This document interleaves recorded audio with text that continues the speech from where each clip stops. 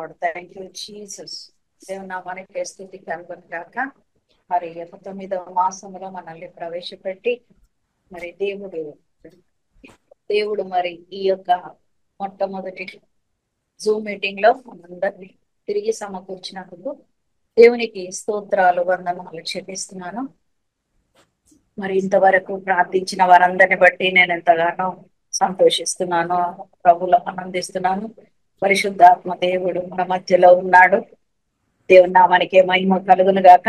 మరి End Time revival Holy Spirit Ministries బట్టి దేవుని స్తుతిస్తూ చేరి వచ్చిన మిమ్మల్ని మరి End Time revival Holy Spirit Ministries కి ప్రత్యేకంగా ఆహ్వానాన్ని ఇస్తూ మరి ప్రేమపూర్వకంగా మిమ్మల్ని మరి ఈ దినం మరలా ఒకసారి కలుసుకోవడానికి దేవుడు ఇచ్చిన కృప అంతటిని బట్టి దేవుని స్తుతిస్తున్నాను. మరి ఈ సమయంలో ఈ దినం వాక్యోపదేశం చేయనున్న సేవకుడి కొరకు, అదే విధంగా మరి ప్రైజ్ అండ్ వర్షిప్ నడిపించుతున్న కుటుంబం కొరకు మనం ప్రార్థన చేద్దామండి. అదే విధంగా మరి ఈరోజు మరి ఒక ప్రార్థన విజ్ఞాపన, వ్యక్తిగత ప్రార్థనలు కూడా షారోన్ సిస్టర్ వారి యొక్క చిన్న కుమార్తె మరి తను క్యారింగ్ ఉంది, వైరల్ ఫీవర్ వచ్చి హాస్పిటల్ అడ్మిట్ అయిందని వింటున్నాం కనుక ప్రతి ఒక్కరు మీ పర్సనల్ ప్రేయర్లు కూడా చేయండి. వ్యక్తిగత ప్రార్థనలో కుమార్తె పేరు షీబా జ్ఞాపకం చేసుకొని ప్రార్థన చేయండి. ఈ సమయంలో మనందరం దేవుని వైపు చూస్తూ ఆ కుమార్తె కొరకు ప్రార్థన చేద్దామండి. అందరము హృదయములో ప్రార్థన ఏకీభవించి చేసే ప్రార్థనలో బలం ఉంటది, శక్తి ఉంటది, అద్భుత కార్యాన్ని చూడగలం. కనుక ఏకీభవించి చేసినప్పుడు మరి భూలోకంలో ఏది బంధించాలో ప్రభు అది బంధిస్తాడు. మరి ఏ బలహీనత అనారోగ్యత అయినా కూడా దేవుడు తొలగిస్తాడు. అందరం ప్రభు వైపు చూద్దాం. స్తోత్రము పరిశుద్ధురా మహోన్నతుడా నీకు వందనాలు, స్తోత్రాలు చెల్లిస్తున్నాం. End Time revival Holy Spirit Ministries బట్టి నీకు వందనాలు ప్రభా. ఈ సమయంలో ప్రభా నా తండ్రి వాక్యోపదేశం చేయడానికి ప్రభా వచ్చిన మీ దాసుని రత్నకుమార్ గారిని జ్ఞాపకం చేసుకోండి. అదే విధంగా నా ప్రభా షారోన్ సిస్టర్ ని జ్ఞాపకం చేసుకోండి ప్రభా. అయ్యా నా ప్రభా మీరు జ్ఞాపకం చేసుకోమని జ్ఞాపకం చేసుకోండి అయ్యా. అద్భుతమైన ప్రభా మరి అయ్యా వర్షిప్ లోనికి లీడ్ చేయడానికి బిడ్డల్ని మీరు బలపరచమని నిలవబెట్టమని ప్రార్థిస్తున్నాం. ఈ సమయంలో ప్రత్యేకంగా ప్రభు ఒక విన్నపం మీ సన్నిధిలో అప్పగించుకుంటున్నాం. నీ కృపా సింహాసనము చేర్చుకోమని ప్రభా నీ సన్నిధిలో ప్రార్థిస్తున్నాం. ఈ సమయంలో ప్రభు ప్రత్యేకంగా శివ కొరకు ప్రార్థిస్తున్నాం. తండ్రి కుమార పరిశుద్ధాత్మ నామలో బిడ్డ తాకబడను గాక. ఇప్పుడే ఆ వైరల్ ఫీవర్ ప్రభా దేహాన్ని శరీరాన్ని విడిచిపోమ్మని నజరేయుడైన యేసు నామములో ఆజ్ఞాపిస్తున్నాను. ఇప్పుడే నజరేయుడైన యేసు నామమున విడుదల విడుదల విడుదల, స్వస్థత ఇప్పుడే నీ గాయపడిన హస్తము చేత, నీ అదృశ్యమైన హస్తము చేత బిడ్డ తాకబడును గాక. ఇప్పుడే విడుదల నజరేయుడైన యేసు నామములో విడుదల ప్రకటిస్తున్నాం. ఆయుష్, ఆరోగ్యం, స్వస్థత, విడుదలను ప్రకటిస్తున్నాం. ఇప్పుడే శీఘ్రంగా ప్రభు స్వస్థత కలుగును గాక. నజరేయుడైన యేసు కల్వరి రక్తాన్ని విశ్వాసంతో ప్రోక్షిస్తుండగా పరిశుద్ధాత్మదేవ బలపరచు విడుదల దయచేయండి, ఆరోగ్యం దయచేయండి. ఆ వైరల్ ఫీవర్ నుండి విడుదల దయచేయండి. నార్మల్ స్థితిలో బిడ్డ ఉండడానికి సాయం చేయండి ప్రభా. ఆ రీతిగా ప్రభా బిడ్డ శరీరాన్ని బలహీనపరచు శక్తులను శపిస్తూ నజరేయుడైన యేసు నామములో కాల్చివేస్తూ రికాల రబా షాల రబా రియాందరా సిక్కమాందరా సియాల రబా.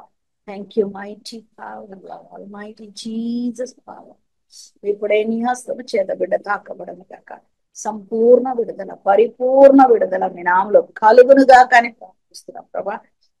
నార్మల్ స్థితిలో బిడ్డ ఉండడానికి సహాయం చేయండి, కృపకు పాత్రురాలుగా చేయమని చేసిన ప్రార్థన ప్రతిఫలముగా రేపటి దినమున మేము అద్భుతము ప్రభా నా తల్లి చూడడానికి, నీ కార్యాలను చూడడానికి నీ కృపను సహాయం చేయమని, ప్రతి కలవరాన్ని టెన్షన్స్ నుండి విడుదల దయచేయమని, ఆ కుటుంబానికి నెమ్మది దయచేయమని, బిడ్డకు నెమ్మది కావలసిన రక్తం, బలమును, శక్తి మీ నామములో దయచేయమని ప్రార్థిస్తూ ఈ సమయం అంతా మాకు దీవెనకరంగా చేయమని మమ్మల్ని మేము మీ సన్నిధిలో అప్పగించుకుంటూ నజరేయుడైన యేసుక్రీస్తు నామమున ప్రార్థిస్తూ స్తుతిస్తూ వేడుకొంచుంటున్నాం తండ్రి.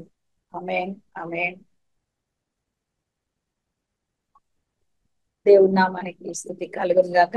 ఈ సమయంలో మరి ప్రత్యేకంగా praise and worship brother Praveen and sister Sharon మరి చాలా రోజుల తర్వాత మరలా వారిని చూడడానికి మరి నిజంగా వారి వారి యొక్క ప్రార్థన, వారి యొక్క ఆరాధన, వారి యొక్క వర్షిప్, మరి దేవుడు తన సింహాసనం ఎదుట ఆయన పరిశుద్ధ దూతలు కూడా ఆనందించగలిగినటువంటి ఆరాధన నడిపించబడడానికి పరిశుద్ధాత్మ దేవుడు వారిని వాడుకున్నాను గాక. ఈ సమయంలో మరి over to brother Praveen and Sharon. Praise the Lord అందరికీ. Praise the lord.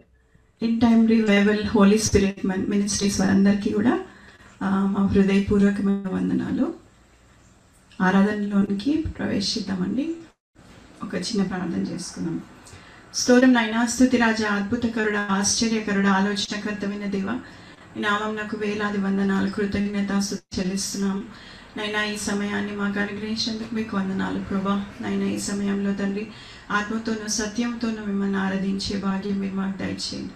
అయినా నువ్వు నమ్మదగిన దేవుడో ప్రభా.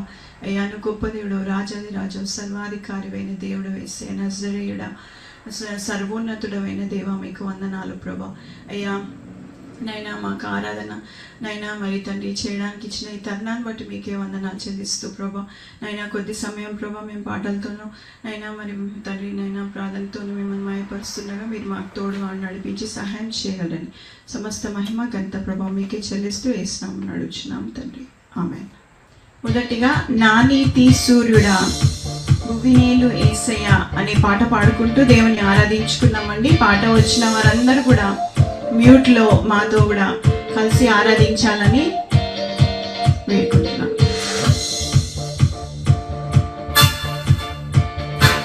మన దేవుడు మనల్ని నడిపించే దేవుడు అండి. మనకు ముందుగా వెళ్ళి మార్గాన్ని సరళం చేసే దేవుడు.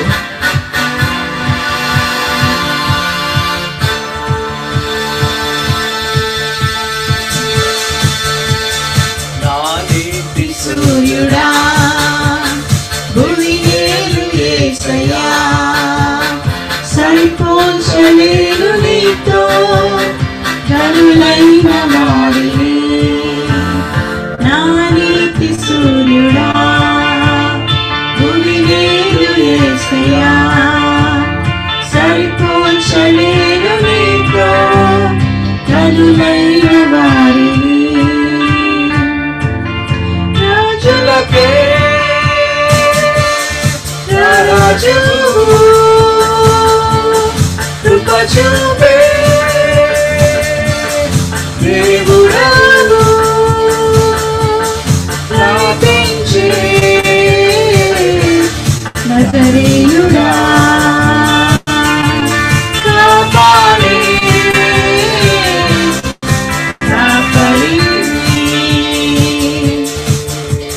నా నీతి సూర్యుడా భువినేలు యేసయ్యా, సరిపోల్చలేను నీతో కనులైన వాడిని.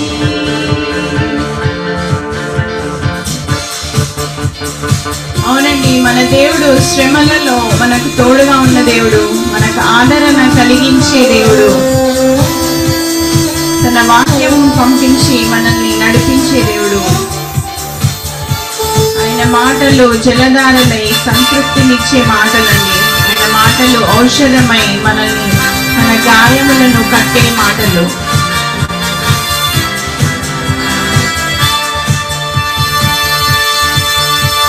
శ్రమలలో బహుశ్రమలలో ఆదరణ కలిగించేను వాక్యమే, కృపా వాక్యమే నన్ను వీడని అనుబంధమై. నీ మాటలే జలధారలై సంతృప్తినిచ్చెను, నీ మాటలే ఔషధమై గాయములు కట్టెను. నీ మాటే మధురం రాజులకే రాజు కృప చూపే దేవుడను నడిపించే నజరేయుడా, కాపాడే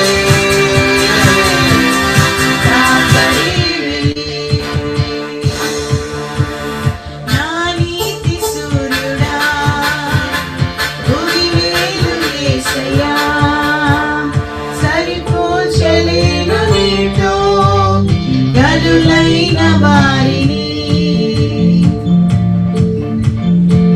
అవునండి, మన దేవుని మాటలు మనల్ని గాయాలను కట్టే మాటలు, మనం అనారోగ్యతలో ఉన్నప్పుడు ఆరోగ్యం ఇచ్చే మాటలు. ఆయన మాటలో శక్తి ఉందండి. ఆయన మాట ద్వారానే ఈ లోకాన్ని సృష్టించిన దేవుడు, శూన్యంలో సమస్తాన్ని సృష్టించిన దేవుడు, మన కాపరి అయిన దేవుడు.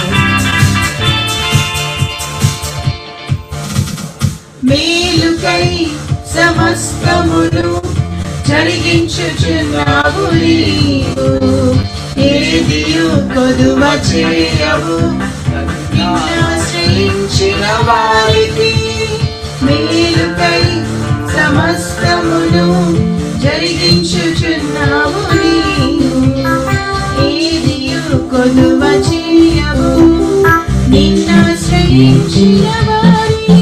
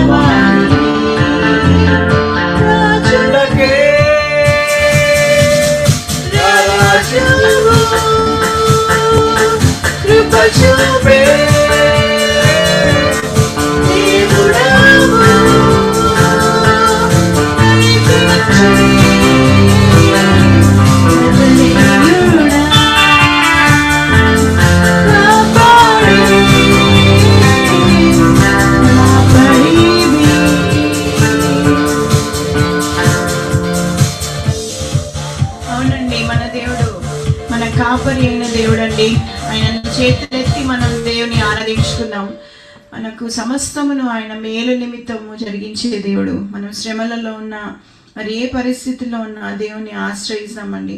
ఆయన ప్రతిదీ కూడా మన మేలు కొరకు సమస్తాన్ని సమకూడి జరిగించే దేవుడు. మరి ఆయన అధిక స్తోత్రము పొందదైన దేవుడు. అవునయ్యా, నీకు వందనాలు చెల్లిస్తున్నాం రజా. హల్లెలూయా, హల్లెలూయా. దేవా, నీకే వందనాలు ప్రభా. నైనా గొప్ప దేవ, నజరేయుడా, సర్వోన్నతుడమైన దేవ, మీకు వందనాలు చెల్లిస్తున్నాం తల్లి. అయ్యా, అవునయ్యా, నీ సన్నిధిలోనే మాకు సమస్తమును దొరుకుతుంది ప్రభా. అవునైనా మరి తండ్రి, ఈ లోకంలోనైనా మాకు ఏదైనా కూడా అశాశ్వతం కానీ ప్రభా, శాశ్వతమైన ప్రేమ నైనా సన్నిధిలోనే దొరుకుతుంది. నైనా నీలో దొరుకుతుంది ప్రభా. అవునయ్యా, నీకు వందనాలు చెల్లిస్తున్నాం. మరి ఒక పాటగా రాజా నీ సన్నిధిలో నేనుంటానయ్యా, మనస్సారా ఆరాధిస్తూ బ్రతికేస్తానయ్యా అనే పాట పాడుకుంటూ దేవుని ఆరాధించుకున్నామండి. వాక్యం సెలవిస్తుంది మరి ఆయన సన్నిధిలో సంతోషం దొరుకుతున్నది, నిత్య సుఖం దొరుకుతున్నది. మరి ఆయన సన్నిధిలోనే సమస్తం ఉన్నదని మరి వాక్యం చెప్తున్నది. మోషే మరి దేవాని సన్నిధి ఉంటేనే నేను మరి ముందుకు సాగి వెళ్తాను ఇశ్రాయేలీయులతో అని అడిగినాడు. మరి ఆయన సన్నిధి ఉన్న దగ్గర సంతోషం ఉంటుంది. కనుక దేవుని సన్నిధిలో మనం దేవుని ఆరాధించుకున్నాం.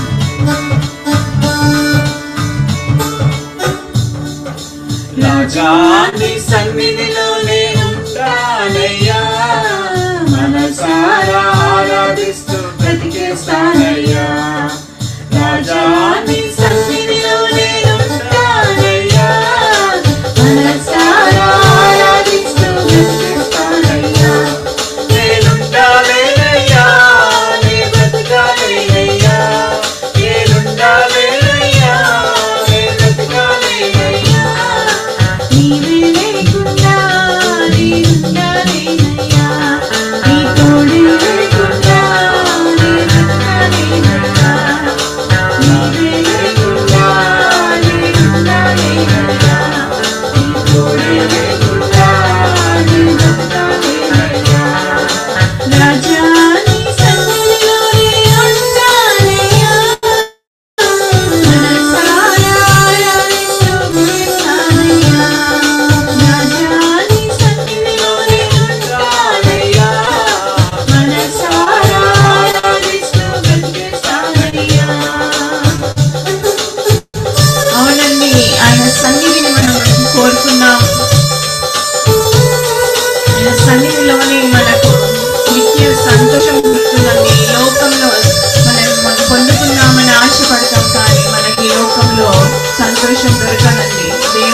సన్నిధిలోనే నిత్య సంతోషము.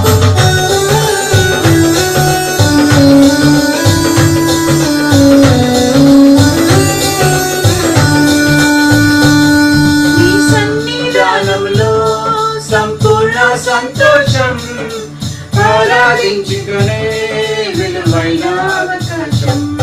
ఈ సన్నిధానములో సంపూర్ణ సంతోషం ఆరాధించుకునే విలువైన అవకాశం. కోల్పోయినవన్నీ నాకు ఇచ్చుటకును, ఆరాధనని బ్రతికించుటకును, కోల్పోయినవన్నీ నాకు ఇచ్చుటకును, ఆరాధనని బ్రతికించుటకును. నీవే రాకపోతే నేనేమైపోదును, నీవే రాకపోతే నేనేమైపోదును.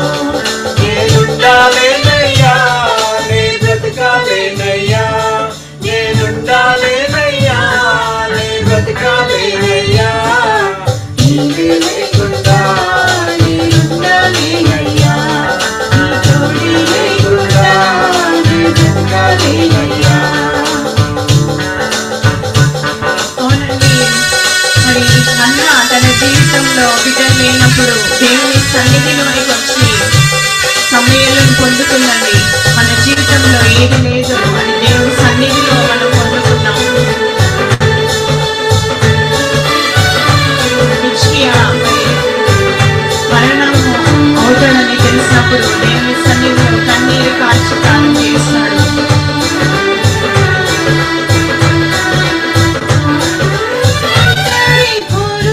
నన్ను విసిగించిన మనుషులెందరూ నన్ను తప్పుపట్టిన, ఒంటరి కోరు నన్ను విసిగించిన మనుషులెందరూ నన్ను తప్పుపట్టిన, ఒంటరి వెయ్యి మంది అన్నావు, నేనున్నానులే భయపడకు అన్నావు.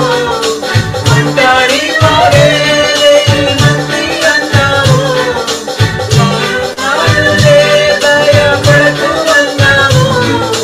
నీవే నేనేమైపోదును,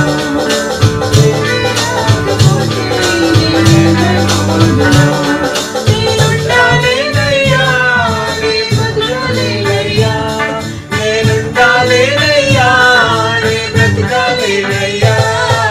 నీవే లేకుండా నేనుండాలేనయ్యా, నీ తోడే లేకుండా నే బ్రతకాలేనయ్యా. నీవే లేకుండా నేనుండాలేనయ్యా, నీ తోడే లేకుండా నే బ్రతకాలేనయ్యా. అందరం చెప్తామండి, నీవే లేకుండా నేను ఉండలేనయ్యా, నీ తోడే లేకుండా నేను ఉండలేనయ్యా అని మరొకసారి పాడుకుందాం. నీవే లేకుండా నేనుండాలేనయ్యా, నీ తోడే లేకుండా నే బ్రతకాలేనయ్యా. నీవే లేకుండా నేనుండాలేనయ్యా, నీ తోడే లేకుండా నే బ్రతకాలేనయ్యా. రాజా నీ సన్నిధిలో నేనుంటానయ్యా, మనసారా ఆరాధిస్తూ బ్రతికేస్తానయ్యా. రాజా నీ సన్నిధిలో నేనుంటానయ్యా, మనసారా ఆరాధిస్తూ బ్రతికేస్తానయ్యా. నేనుండాలేనయ్యా, నే బ్రతకాలేనయ్యా, నేనుండాలేనయ్యా, నే బ్రతకాలేనయ్యా. నీవే లేకుండా నేనుండాలేనయ్యా, నీ తోడే లేకుండా నే బ్రతకాలేనయ్యా. నీవే లేకుండా నేనుండాలేనయ్యా, నీ తోడే లేకుండా నే బ్రతకాలేనయ్యా. అవునండి, మన దేవుడు మనకు తోడు లేనిది మనం బ్రతకలేమండి. ఆయన తోడు, ఆయన సన్నిధి ఉంటే అంతే చాలండి. ఒంటరిగా ఉన్న పౌలు భక్తుడు అదేవిధంగా మరి చెరసాలలో పౌలు శీలలు ఉన్నప్పుడు దేవుని స్తుతించినారు, ఆరాధించినారు. అప్పుడు వారి సంఖ్యలు అన్ని బంధకాలన్నీ కూడా ఊడిపోయినాయండి. మనం ఏమేమి బంధకాలలో ఉన్నామో మరి దేవుని ఆరాధించినప్పుడు, దేవుని స్తుతించినప్పుడు మరి ఆ బంధకాలన్నీ కూడా దేవుడు తెంచివేయగల శక్తిమంతుడండి.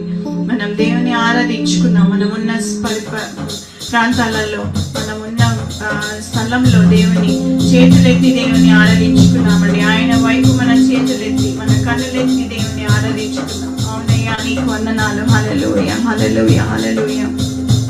మరి యొక్క పాటగా, ఆఖరి పాటగా, ఆరాధింతు నిన్ను దేవా, ఆనందింతు నిన్ను నీలో దేవా అనే పాట పాడుకుంటూ దేవుని ఆరాధించుకున్నాం.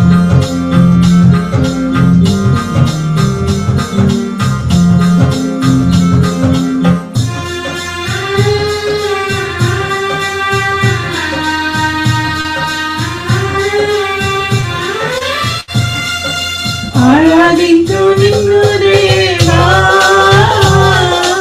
ఆరాధింతు నిన్ను దేవా,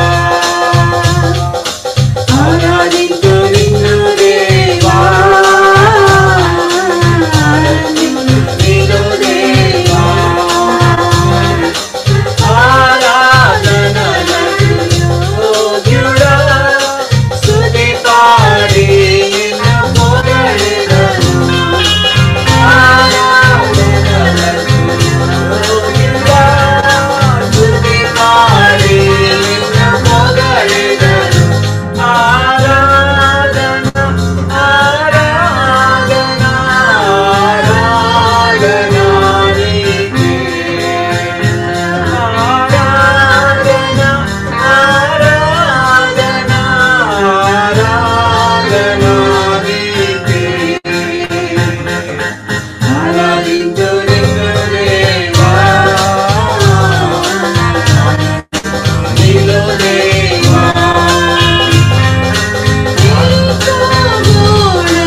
అడ్డు వచ్చినా ఆలోచించి గంభీరముగా, ఎరికో గోడలు అడ్డు వచ్చినా ఆరాధించి గంభీరముగా, కూలిపోయిను అడ్డుగోడలు, సాగిపోయి కరోను యాత్రలో, కూలిపోయిను అడ్డుగోడలు, సాగిపోయి కరోను యాత్రలో.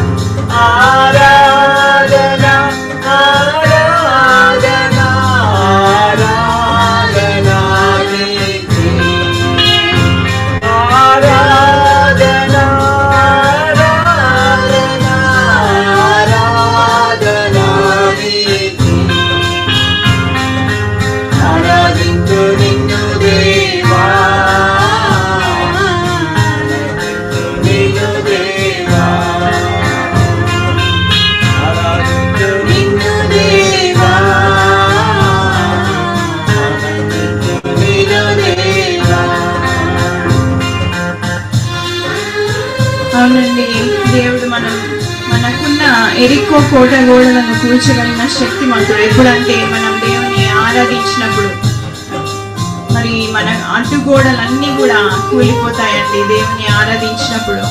సో ఆత్మతోను సత్యంతోను మనం దేవుని ఆరాధించుకున్నామండి. అవునయ్యా, నీకే వందనాలు ప్రభువా. Yes Lord, we praise you, Lord, we thank you Jesus. Hallelujah, hallelujah. పానుశీలలు బంధింపబడగా, పానులు పాడి ఆరాధించగా, పానుశీలలు బంధించబడగా, పాటలు పాడి ఆరాధించగా, బంధకములు తెంపబడెను, వెంబడించి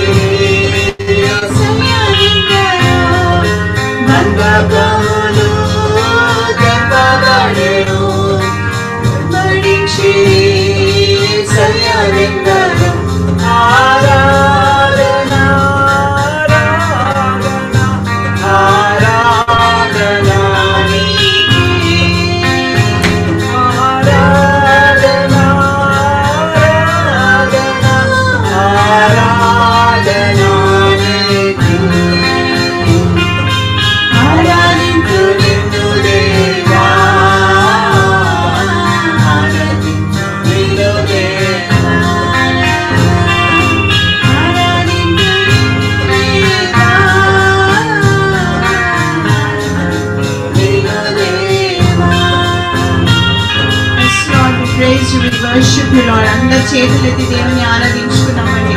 అవును, మనం దేవుని ఆరాధించినప్పుడు మన బంధకాలు తెంచే దేవుడు, మన చెరసాలను మరి గోడలను కూల్చే దేవుడు. మనం ఏ చెరసాలలో ఉన్నాం, అనారోగ్యం అనే చెరసాలలో ఉన్నాం, మరి దుఃఖం అనే చెరసాలలో ఉన్నాం, ఒంటరితనం అనే చెరసాలలో ఉన్నాం, మేము ఆర్థిక సమస్యలు అనే చెరసాలలో ఉన్నాయి. ఏ చెరసాలలో ఉన్నా మన బంధకాలు ఊడిపోతాయండి. దేవుని ఆరాధించుకున్నాం. హల్లెలూయా, హల్లెలూయా. ఈ ఆరాధనను చిన్న ప్రార్థనతో మనం ముగించుకున్నామండి.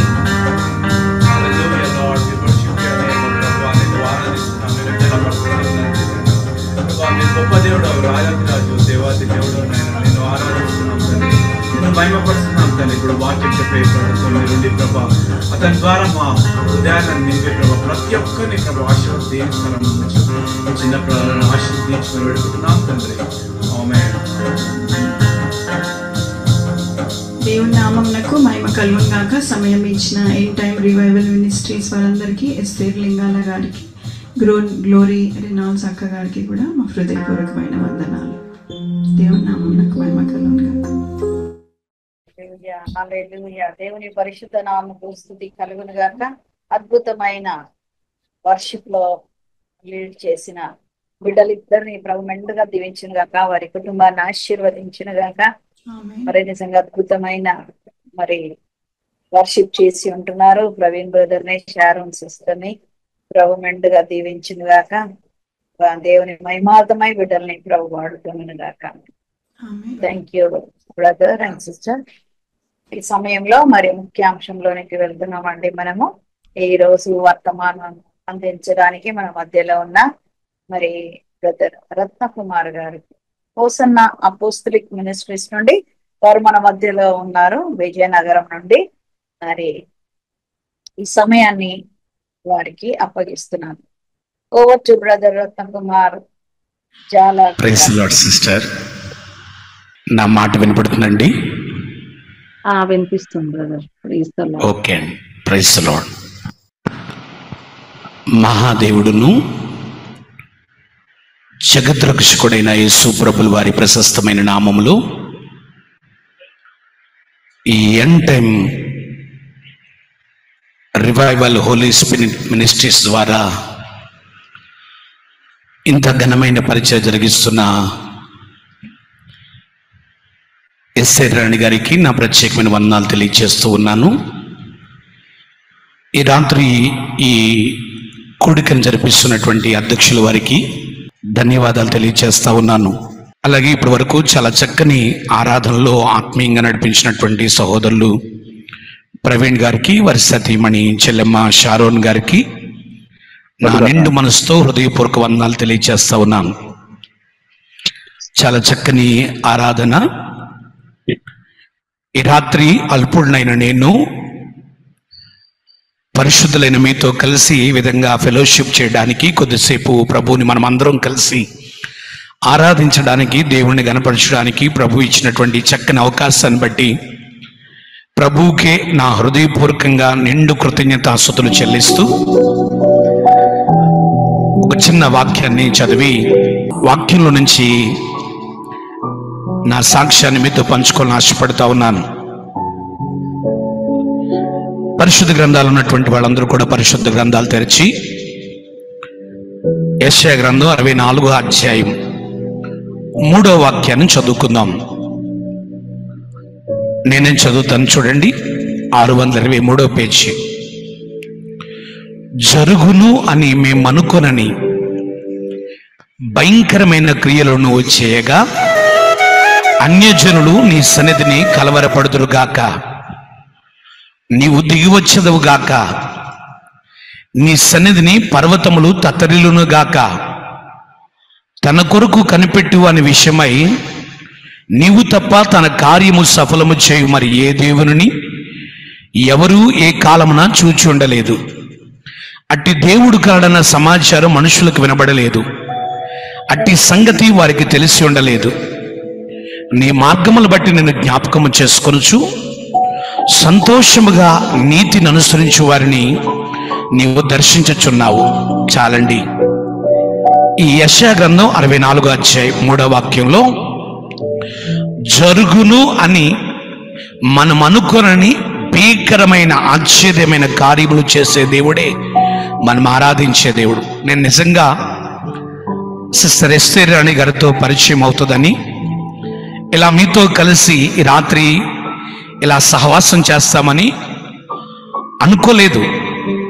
జరుగును అని అనుకోనని కదా, మనం కూడా మన జీవితాల్లో చాలాసార్లు అనుకుంటూ ఉంటాం, ఇలా జరుగుతుందా, ఇదిగో ఈ అనారోగ్యం సమస్య నాకు తీరిపోతుందా, ఈ అప్పు సమస్య నేను ఎలా దాటగలనా, ఈ పెళ్లి చేయగలనా, ఈ ఇల్లు కట్టగలనా, నా పిల్లలు ఈ విధంగా వృద్ధిలోకి రాగలరా, నా జీవితంలో మళ్ళా సంతోషం వస్తుందా, ఈ నిందలు తొలగిపోతాయా, నిజంగా మేము ఒక ఉన్నతమైన స్థితికి రాగలమా, జరుగును అని అనుకోనని భీకరమైన కార్యాలు చేసే దేవుడే మనం ఆరాధించే దేవుడు. నిన్న సాక్ష్యాన్ని చెప్తాను. నా పేరు రత్నకుమార్ అండి. మాది సొంత గ్రామం విజయవాడ దగ్గర కొల్లేరు ప్రాంతం. మనం పాఠ్య పుస్తకాల్లో కూడా చదువుకుని ఉంటాం, కొల్లేరు సరస్సు ఉన్నటువంటి ప్రాంతం. మాది చాలా పల్లెటూరు. ఆ ఊర్లో మా నాన్నగారు వ్యవసాయం చేసేవారు. మాకు ఒక 7 ఎకరాల పొలం ఉండేది.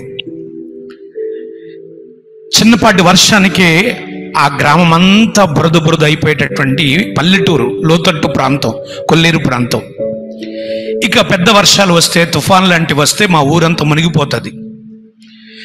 మనకు ఎలాగైతే ఇంటికి ఒక వాహనం, ఇక్కడ బండ్లు కార్లు ఉన్నాయో, మా ప్రాంతంలో యేసు ప్రభు వారు దోణెక్కి ప్రసంగం చేశారే, ఇంటికి 2-3 దోణులు ఉంటాయి. ఆ దోణుల్లోనే ప్రయాణం చేయాలి, నీటిలోనే మా నివాసాలు.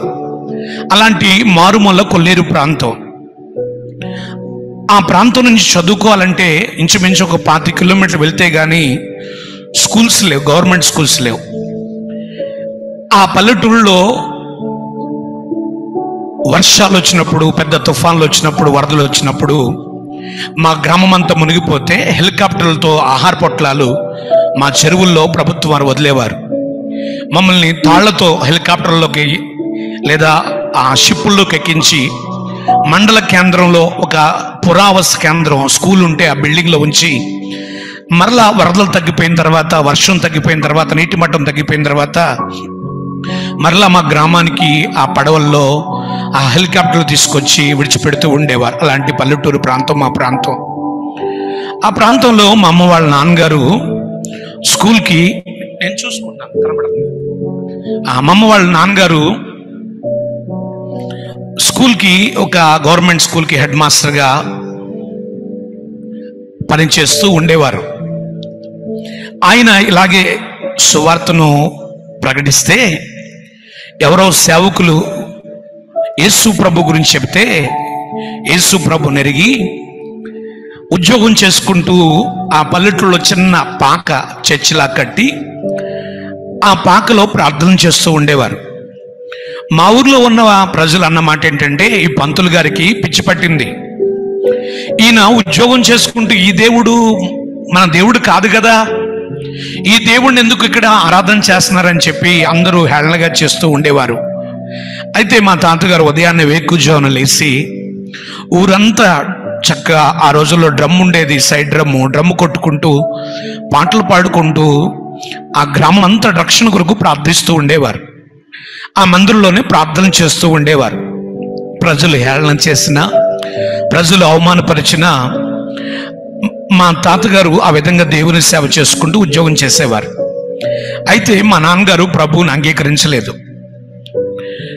మా తాతగారు అంటే మా అమ్మ వాళ్ళ నాన్నగారు స్కూల్కి హెడ్ మాస్టర్ గారు, అలాగే సేవకులు కూడా పాస్టర్ గారు కూడా అలా సేవ చేసేవారు. అయితే మా అమ్మ చదువుకున్నటువంటి పరిస్థితులు బట్టి అదే ఊర్లో ఉన్నటువంటి వ్యవసాయం చేసుకునే మా నాన్నకిచ్చి వివాహం చేయటం. మా నాన్న చాలా కష్టపడి మంచివారు, సంవత్సరంలో 11 నెలలు వ్యవసాయం చేసేవారు. ఇక ధాన్యం కళ్ళంలో నూర్చి ఇంకా అమ్ముతాం అనుకునే సమయానికి ఆయనకు ఒక దెయ్యం లాంటిది పట్టి, అంటే వ్యసనం, ప్యాకెట్లకు వెళ్ళి కూర్చునేవారు. ఆ ప్యాకెట్లో అంతా కోల్పోయి ఎవరినైనా ఇంటికి పంపించి, ఆ రోజుల్లో పల్లెటూళ్ళలో చెక్కపెట్టలో కదండి ఈ సంపాదించిన డబ్బులు ఏదైనా దాచుకునే వాళ్ళు, ఆ ట్రంకు పెట్టెలో, ఆ చెక్కపెట్టలో అమ్మ దాచిన డబ్బులు ఉంటే అవి ఇవ్వమని చెప్పి ఎవరినో పంపించేవారు. అమ్మ ఇవ్వాల్సింది ఇవ్వకపోతే అమ్మని చెదగొట్టేవారు. ఆ ప్యాకెట్ కాస్త త్రాగుడుగా మారి ఇంకా త్రాగి త్రాగి త్రాగి అప్పులు పాలైపోయి, నేను ఒక మాట చెప్పాలి, వ్యసనాల్లో ఉన్నవారు ఇప్పటి వరకు చరిత్రలో బాగుపడినట్టుగా మనం ఎక్కడా చూడం కదా. కొంతమంది ఇప్పుడు క్రికెట్ బెట్టింగ్లు అనే వ్యసనాలు, త్రాగుడు అనే వ్యసనం, వ్యభిచారం అనే వ్యసనం, ప్యాకెట్ అనే వ్యసనం, ఇలా ఫోన్లో ఆన్లైన్ రమ్మింగ్ ఆడే వ్యసనాలు ఉన్నటువంటి వారు బాగుపడినట్లుగా చరిత్రలో మనం ఎక్కడా చూడం. అలా మా నాన్నగారు త్రాగి త్రాగి త్రాగి ప్యాకెట్ ఆడి అప్పులైపోతే అప్పులోళ్ళు వచ్చి ఆ ధాన్యం, కళ్ళంలో ఉన్నటువంటి ధాన్యాన్ని కొలుచుకుని వెళ్ళిపోతూ ఉండేవారు. ఇక మాకు తినడానికి కూడా ధాన్యం ఉండేది కాదు. మా అమ్మ ఒక ధాన్యం బస్తాని ఆ గడ్డివామ కింద దాచి మా చిన్న తాత వాళ్ళు, పెద్ద తాళ్ళు, బాబాయ్ వాళ్ళని బ్రతిమలాడుకుని, అయ్యా మీ ఎడ్ల బండితో పాటు ఈ ధాన్య బస్తాలు కూడా దాయండి, ఎప్పుడో దాన్ని మిల్లుకి వెళ్ళి ఆడించుకుని సంవత్సరం నేను, నా పిల్లలు, నా కుటుంబం పోషింపబడాలి, అప్పుడు వాళ్ళు అన్నం తీసుకెళ్ళిపోయారని చెబితే, అలాగా ఆ సంవత్సరం అంతా ఆ దాచినటువంటి ఆ గడ్డి వాము కింద దాచినటువంటి ధాన్యంతోనే మా జీవితాలు జరుగుతూ ఉండేవి. నాకన్నా ముందు అన్నయ్య పుట్టారు, తర్వాత ఒక అక్క. నాన్న 11 నెలలు కష్టపడి ఏ వ్యసనం చేసేవారు కాదు. ఒక్క కళ్ళంలో ధాన్యం నూర్చినప్పుడు మాత్రమే ఆ ప్యాకెట్లోనూ ఆ త్రాగుడు వ్యసనంలో ఆయన బందీలుగా ఉండేవారు. నాకన్నా ముందు అక్క పుట్టింది. తనకు జ్వరం వస్తే ఆ చూయించుకునే స్తోమత లేక నాన్నకున్న వ్యసనాన్ని బట్టి తను చనిపోయింది. ఆ తర్వాత నేను కడుపులో పడ్డాను. నేను పుట్టడం ఎలా పుట్టానంటే, మా ఊర్లో నా 2 కాళ్ళు మడమలు అతుక్కుపోయి కుంటి వాళ్ళలాగా పుట్టాను. అందరూ పల్లెటూరు కదండి, చెప్పుకున్న మాట ఏంటంటే, పలానా వారికి కుంటివాడు పుట్టాడు. ఇప్పటికీ మా పల్లెటూరు వెళ్తే నన్ను అందరూ కుంటివాడే అంటారు.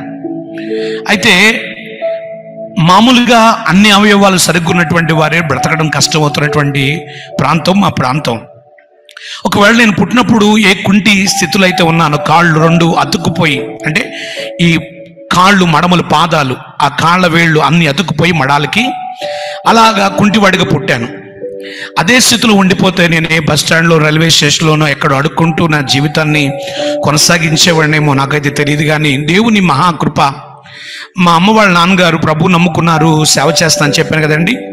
మా తాతగారు రోజు నన్ను ఆ మందిరంలోకి తీసుకువెళ్ళి ప్రతిరోజు నా కాళ్ళకి నూనె రాసి ప్రార్థించి, మా దగ్గరలోనే ఒక సిటీలో హాస్పిటల్ ఉంటే డాక్టర్ గారు చూపిస్తే, అయ్యా చిన్నప్పుడే కనుక మనం ఈ కాళ్ళ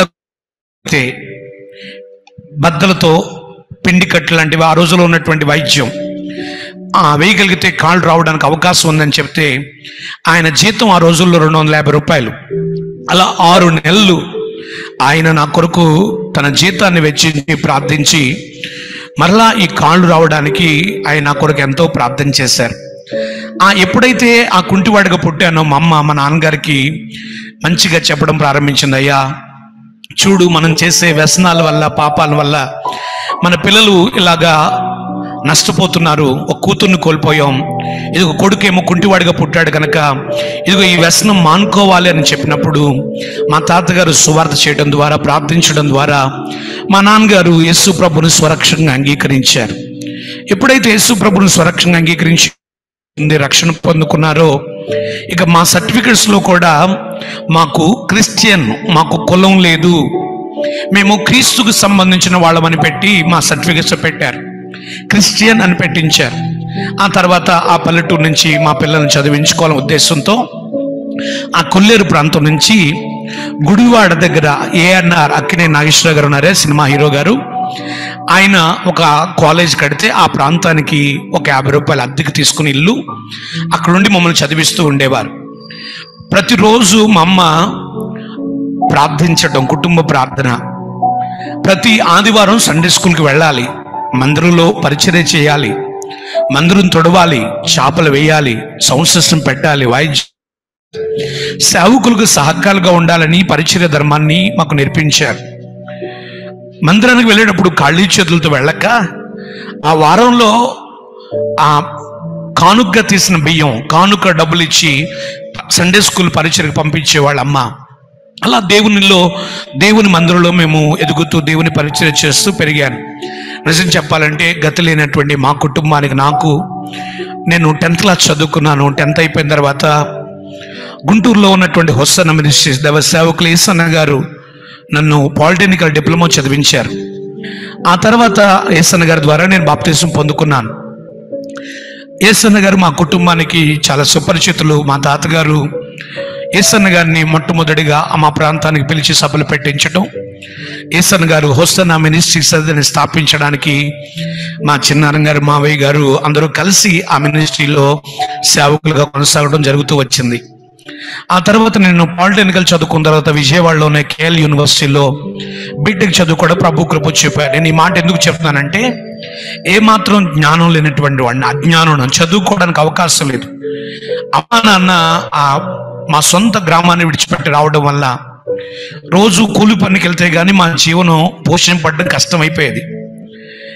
20 రూపాయలు కూలికి వెళ్తే గానీ బ్రతకడం కష్టమైనటువంటి మా కుటుంబాలలో ఆ అద్దె కట్టుకోలేక ఒక చోట చిన్న పూరు పక్క వేసుకుని వర్షానికి నీళ్ళు వచ్చి ఆ వర్షం నీళ్ళలో తడుస్తూ ఉంటే మా అమ్మ నాన్న మమ్మల్ని ఒక ప్రాంతంలో, అంటే ఆ వర్షం రానటువంటి స్థలంలో పడుకోబెట్టి ఇంట్లో ఆ వర్షం దగ్గర ఆ అన్నం వండుకునే పాత్రలు పెడుతూ అలా జీవితాన్ని కొనసాగించడం మా కుటుంబాల్లో నుంచి నేను బీటెక్ చదువుకోవటం, ఆ తర్వాత గేట్ స్కోర్తో జేఎన్‌టీయూ కాకినాడ యూనివర్సిటీలో ఎంటెక్ చేయడానికి ప్రభు కృప చూపారు. ఆ తర్వాత నేను గీతం యూనివర్సిటీ వైజాగ్లో పిహెచ్డి చదువుకుని ప్రొఫెసర్గా జిఎంఆర్ ఐటీ అని ఇంజనీరింగ్ కాలేజ్లో జాబ్ చేయడం ప్రభు కృప చూపారు.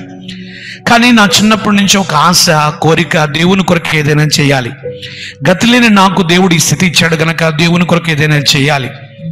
కానీ మా చిన్నాన్నగారు చేసే సేవ, మా మావయ్య గారు, మా తాతగారు చేసిన సేవను చూశాను కనుక సేవ చేయకూడదు, ఉద్యోగం చేసుకుంటూ సేవకు సహకరించాలనే తలంపుతో ఆలోచనతో ఉండేవాడిని. పౌలు గారిలాగా, అపోస్తలుడైన పౌలు గారిలాగా నేను ఒకరికి భారంగా ఉండకూడదు, కానీ నా ఉద్యోగం చేసుకుంటూ వచ్చే డబ్బులతోనే దేవుని సేవకు సహకరించాలనుకుంటూ ఉండేవాడిని.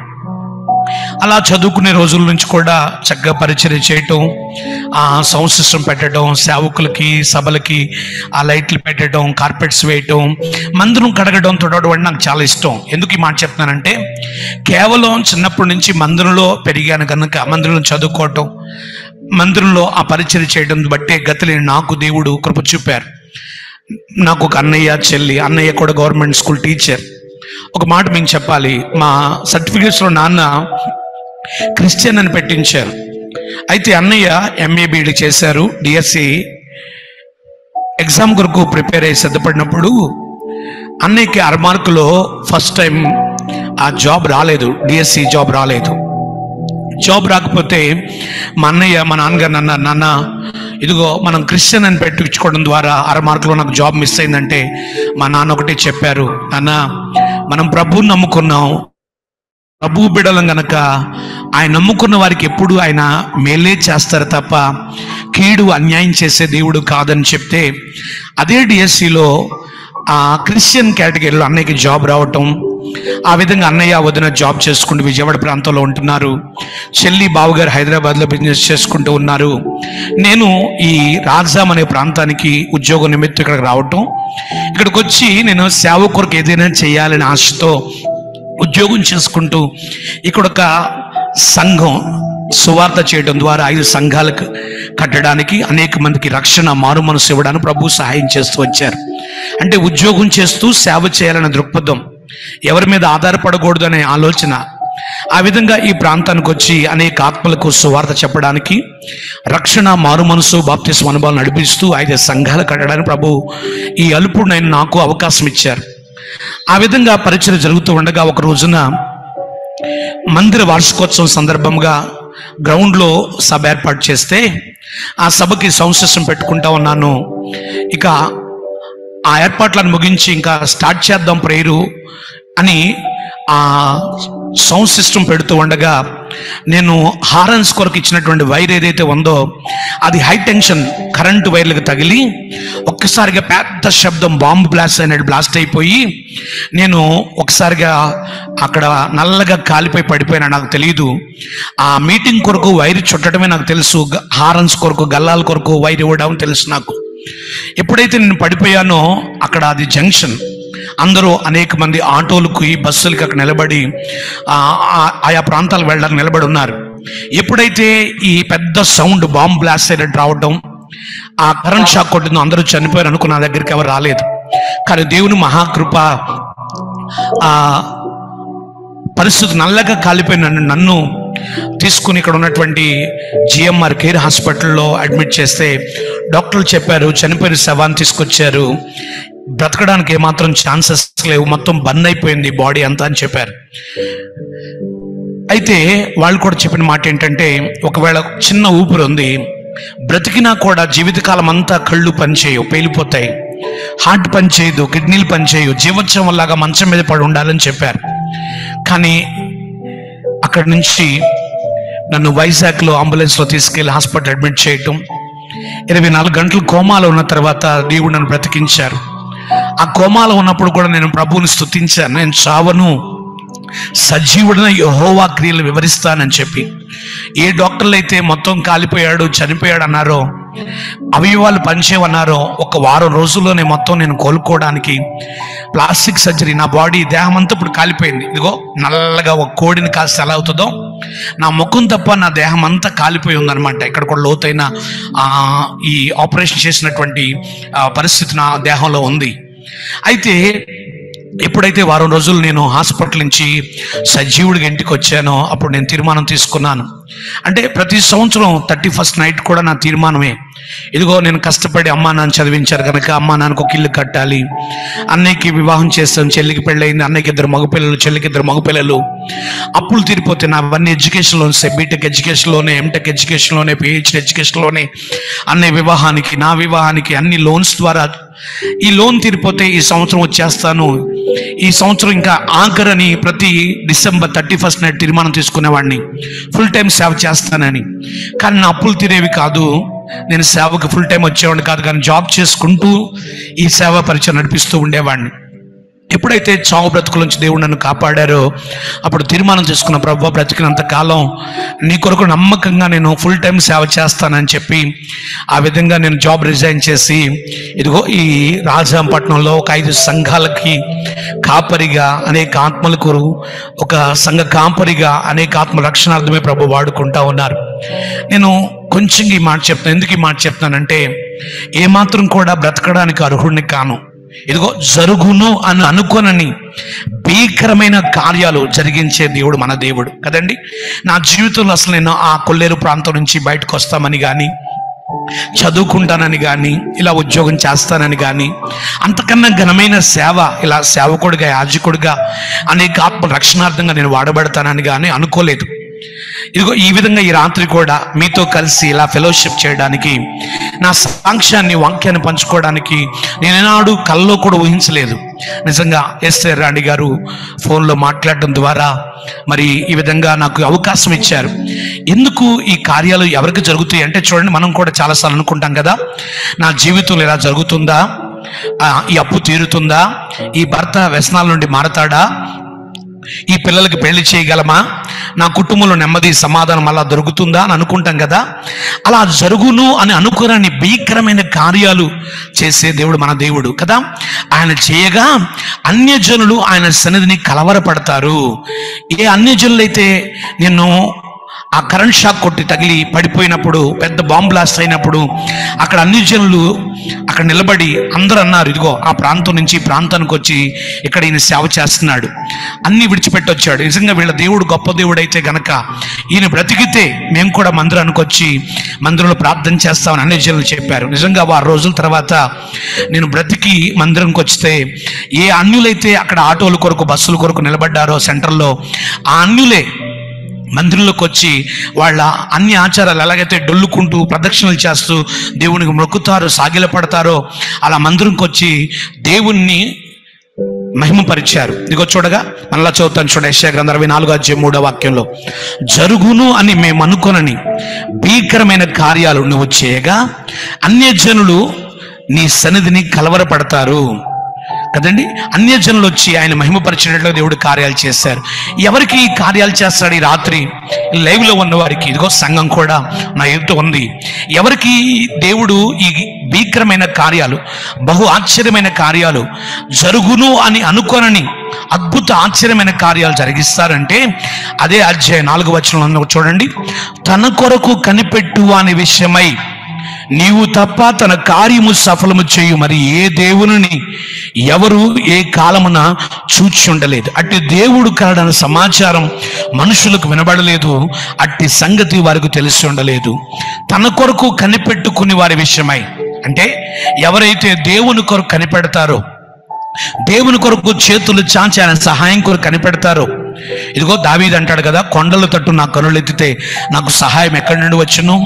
ఈ భూమి ఆకాశము కలుగు చేసిన యెహోవా వలనే సహాయం కలుగును గనుక ఇదిగో ఆ దేవుని వైపు మనం కనిపెట్టగలిగితే, చేతులు చాపగలిగితే, ఆ దేవుని కార్యాల కొరకు కనిపెట్టగలిగితే, తన కొరకు కనిపెట్టు అనే విషయమై ఆయన తప్పక కార్యము సఫలము చేసేది. నా జీవితంలో ఎన్నో కార్యాలు సఫలం చేశారు, విఫలం అవ్వలేదు. ఎందుకు అంటే మనం కనిపెడితే, ప్రార్థిస్తే, ఆయన ఎదుట మోకరించగలిగితే, మనుషుల ఎదుట సాగిలపడక దేవుని ఎదుటకొచ్చి దేవుని ఎదుట సాగిలపడి ఆయన వైపు మన చేతులు చాపగలిగితే ఖచ్చితంగా అయ్యండి తన కొరకు కనిపెట్టు అనే విషయమై ఆయన కార్యము సఫలము చేసే దేవుడు. యెషయా గ్రంథంలోనే మరొక మాట కూడా ఉండదు చూడండి. ఎవరికి ఆయన కార్యం సఫలం చేస్తారు అంటే తన కొరకు కనిపెట్టు అనే విషయంలో 49వ అధ్యాయం 3వ వాక్యాన్ని కూడా చదువుతున్నాను. యెషయా గ్రంథం 49వ అధ్యాయం 3వ వాక్యాన్ని కూడా నేను చదువుతున్నాను. నాతో పాటు తీయండి బైబిల్లో ఉన్నటువంటి వాళ్ళు. 610వ పేజీ చూడండి.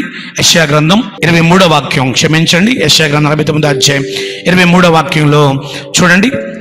23వ వాక్యంలో రాజులు నిన్ను పోషించు తండ్రులుగాను వారి రాణులు నీకు పాలిచ్చు దాదులుగాను ఉండెదరు. వారు భూమి మీద సాగిలపడి నీకు నమస్కారం చేసేదరు. నీ పాదమును ధూళి నాకెదరు. అప్పుడు యెహోవానని నా కొరకు కనిపెట్టుకుని వారు అవమానమునందరని నీవు తెలుసుకుందు. నేను ఈ మాట చెప్పాలని ఆశపడుతున్నాను. ఇదిగో నా కొరకు కనిపెట్టు వారు అవమానము పొందరు అని నువ్వు తెలుసుకుంటావు. ఎవరైతే దేవుని కొరకు కనిపెడతారో, ప్రార్థనలో కనిపెట్టాలి మనం. ప్రార్థనే అన్నిటికన్నా మిన్న, ప్రార్థనే పరిస్థితులు మార్చేది, ప్రార్థనే ప్రాముఖ్యమైనది. ప్రార్థనలో ఎవరైతే దేవుని కార్యాల కొరకు కనిపెడతారో, కొంచెం ఆలస్యమైనా మన దేవుడు అలక్ష్యం చేసే దేవుడు కాదు. ఈ రాత్రి లైవ్ లో ఉన్న వారికి ఇదిగో సంఘం ఎదుట ఉంది, మీకు నేను చేతులు జోడించి చెప్పే మాట, మనం ఆరాధించే దేవుడు కార్యాలు సఫలం చేసే దేవుడు. ఈ కార్యం జరుగుతుందా? ఇదిగో ఈ పెళ్ళి అవుతుందా? ఈ అప్పు తీర్చగలనా? రోగం కుదురుతుందా? ఇల్లు కట్టగలనా? నా పిల్లలు నా మాట వింటారా? మంచి రోజులు వస్తాయా? నా భర్త ఈ వ్యసనాల నుంచి విడుదలపోతే జీవితంలో మంచి రోజులు చూడగలనా? నా వ్యాపారం అభివృద్ధి చూడగలనా అని అనుకుంటున్నాం కదా. జరుగును అని అనుకోనని భీకరమైన కార్యాలు ఎప్పుడు జరుగుతాయి మీ జీవితంలో, నా జీవితంలో అంటే కనిపెట్టాలి. ఒకటి కనిపెట్టాలి. నిజంగా మా తల్లిదండ్రులు ప్రభు దగ్గర కనిపెట్టి, మా సర్టిఫికెట్స్లో క్రిస్టియన్, మాకు కులం లేదు, మాకు మతం లేదు, ఇదిగో యేసు ప్రభు బిడలం అని చెప్పి ఎప్పుడైతే మాకు పెట్టించారో, నిజంగా గతి లేనటువంటి మా జీవితాల్లో ఎన్ని కార్యాలు చేశారంటే లెక్కకు ఊహ మించినటువంటి కార్యాలు చేశారు. నిజంగా నేను బ్రతకటమే అసలు గొప్ప కార్యం అండి. మీ ఎదుటి నిలబడడం గొప్ప కార్యం అండి. ఈ ప్రాంతంలో సేవ చేయటం, ఇలా మీతో కలిసి రాత్రి సహవాసం చేయటం, ఎక్కడ న్యూయార్కు, ఎక్కడ ఆ యుఎస్ఏ ప్రాంతం, ఇక్కడి నుంచి మీతో కలిసి నేను దేవుడిని మహిమపరచడానికి ఇది జరుగును అని అనుకోలేదు. ఈ రోజు కూడా ఇలా నేను ఈ మారుమూల ప్రాంతం నుంచి మీతో మాట్లాడతాను అనుకోలేదు. కారణం, దేవుడు ఎంత గొప్ప దేవుడు అంటే మనం జరుగును అని అనుకోనని భీకరమైన కార్యాలు చేస్తారు. ఒకటి, ఆయన కొరకు కనిపెట్టుకుని వారు ఎన్నడూ అవమానం పొందరు, ఆయన అవమానంకి అప్పగించాడు. రెండవ మాట కూడా చెప్పి నేను కొద్దిసేపు మీకు వాక్యాన్ని ప్రకటించాలని ఆశపడుతున్నాను. చూడండి, అదే వాగ్దానంలో యెషయా గ్రంథం మనం చదివాం కదండి. మనం చదివినటువంటి 64వ అధ్యాయంలో ఎవరికి ఆయన కార్యాలు చేస్తారంటే చూడండి 5వ వాక్యంలో, 64వ అధ్యాయం 5వ వాక్యంలో, ఆయన మార్గమును బట్టి ఆయన జ్ఞాపకము చేసుకొనుచు సంతోషముగా నీతిని అనుసరించే వారిని ఆయన దర్శించుచున్నాడు. అంటే చెడు మార్గాన్ని విడిచిపెట్టి ఎవరైతే నీతి సంబంధులుగా పరిశుద్ధంగా జీవిస్తారో ఖచ్చితంగా వారిని ఆయన దర్శించే దేవుడు. ఎలా సౌలును దర్శించాడో, కరువు కాలంలో అంతా కోల్పోయిన రూతును దర్శించాడో, బైబిల్ గ్రంథంలో ఆదికాండం నుంచి ప్రకటన గ్రంథం వరకు మన పితరులైన అబ్రహామును దర్శించాడో, ఆ రీతిగా మనం దర్శించాలి దేవుడు. అంటే మనం ఏం చేయాలంటే పాపాన్ని విడిచిపెట్టి ఇదిగో పరిశుద్ధంగా జీవించాలి. అదే అంటున్నాడు చూడండి, నీతిని అనుసరించు వారిని నువ్వు దర్శించుచున్నావు. దేవునికి స్తోత్రం కలుగును గాక. నేను కూడా ఒక మాట చెప్తాను, మీరందరూ లైవ్లో ఉన్నారు. నా జీవితంలో కూడా మనుషులుగా మనం అందరం కూడా జన్మతా పాపులమే. ఏదో ఒక బలహీనతలు ఉన్నాయి. నేను చెప్తాను చూడండి, నేను చిన్నప్పటి నుంచి క్రైస్తవుడినైనా చిన్నప్పటి నుంచి మందిరంలో పెరిగినా ఈ పరిచయలో ఉన్న నాలో కూడా చాలా చాలా చిన్న చిన్న బలహీనతలు ఉండేవి. వాటిని ప్రభు దగ్గర నేను ప్రభువా నాకు సహాయం చేయి ప్రభువా, ఈ ముళ్ళును తీసివే ప్రభు అని ప్రార్థన చేస్తూ ఉండేవాడిని.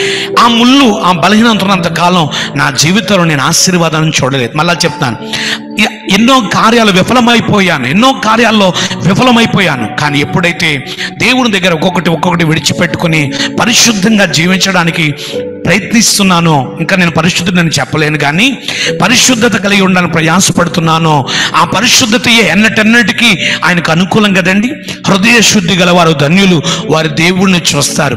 ఆ హృదయ శుద్ధి కలగాలని మనం ఎప్పుడైతే పాపాన్ని విడిచిపెట్టి, మన దేవుడు పరిశుద్ధుడు కదా, ఏ దేవుడికి లేనటువంటి పేరు కదా మన దేవుడు పరిశుద్ధుడు. మనం చదువుతున్న బైబిల్ గ్రంథానికి ఉన్న పేరు ఏంటంటే పరిశుద్ధ గ్రంథం. ఏ గ్రంథం అండి ఇది?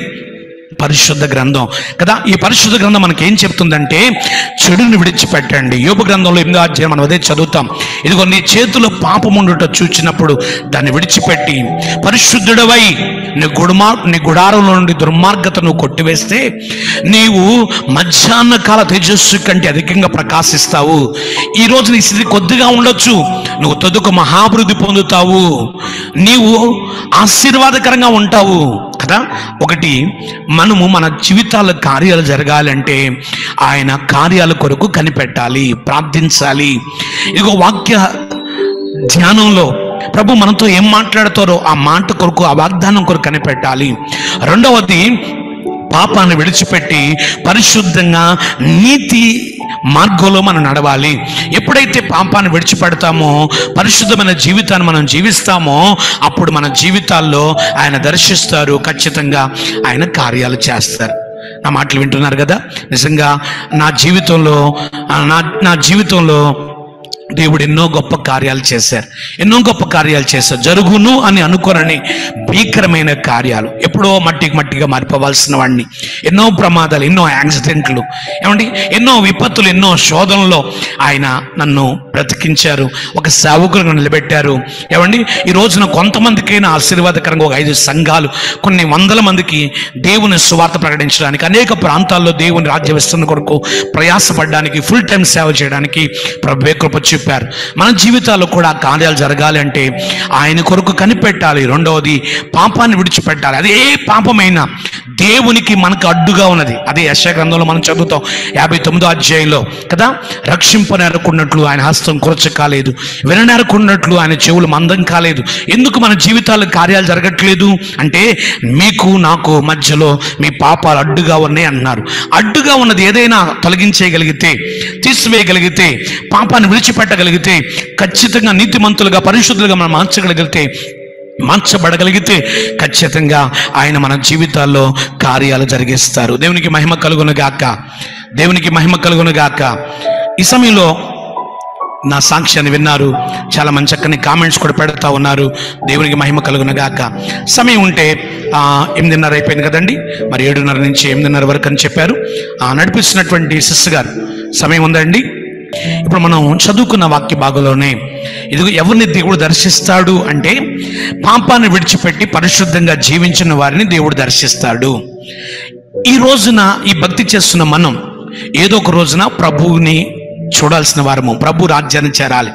పౌలు గారు అదే అంటారు, ఈ భూ సంబంధమైన చిన్న చిన్న ఆశీర్వాదాల కొరకే ప్రభు నమ్ముకుంటే, ప్రభు భక్తి చేస్తే, ఏమండి ఈ మార్గంలో మనం నడిస్తే నాకన్నా దౌర్భాగ్యుడు మరొకడు లేడు అంటాడు.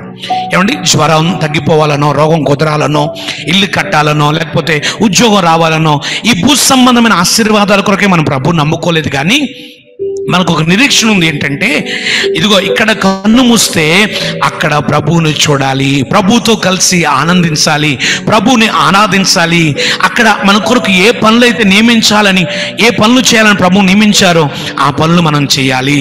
అందుకు ఈ భూమి మీద ఉన్నప్పుడే మనలో ఏ లోపము ఉండకూడదు. ఈ భక్తిలో నా మాట వింటున్నారా?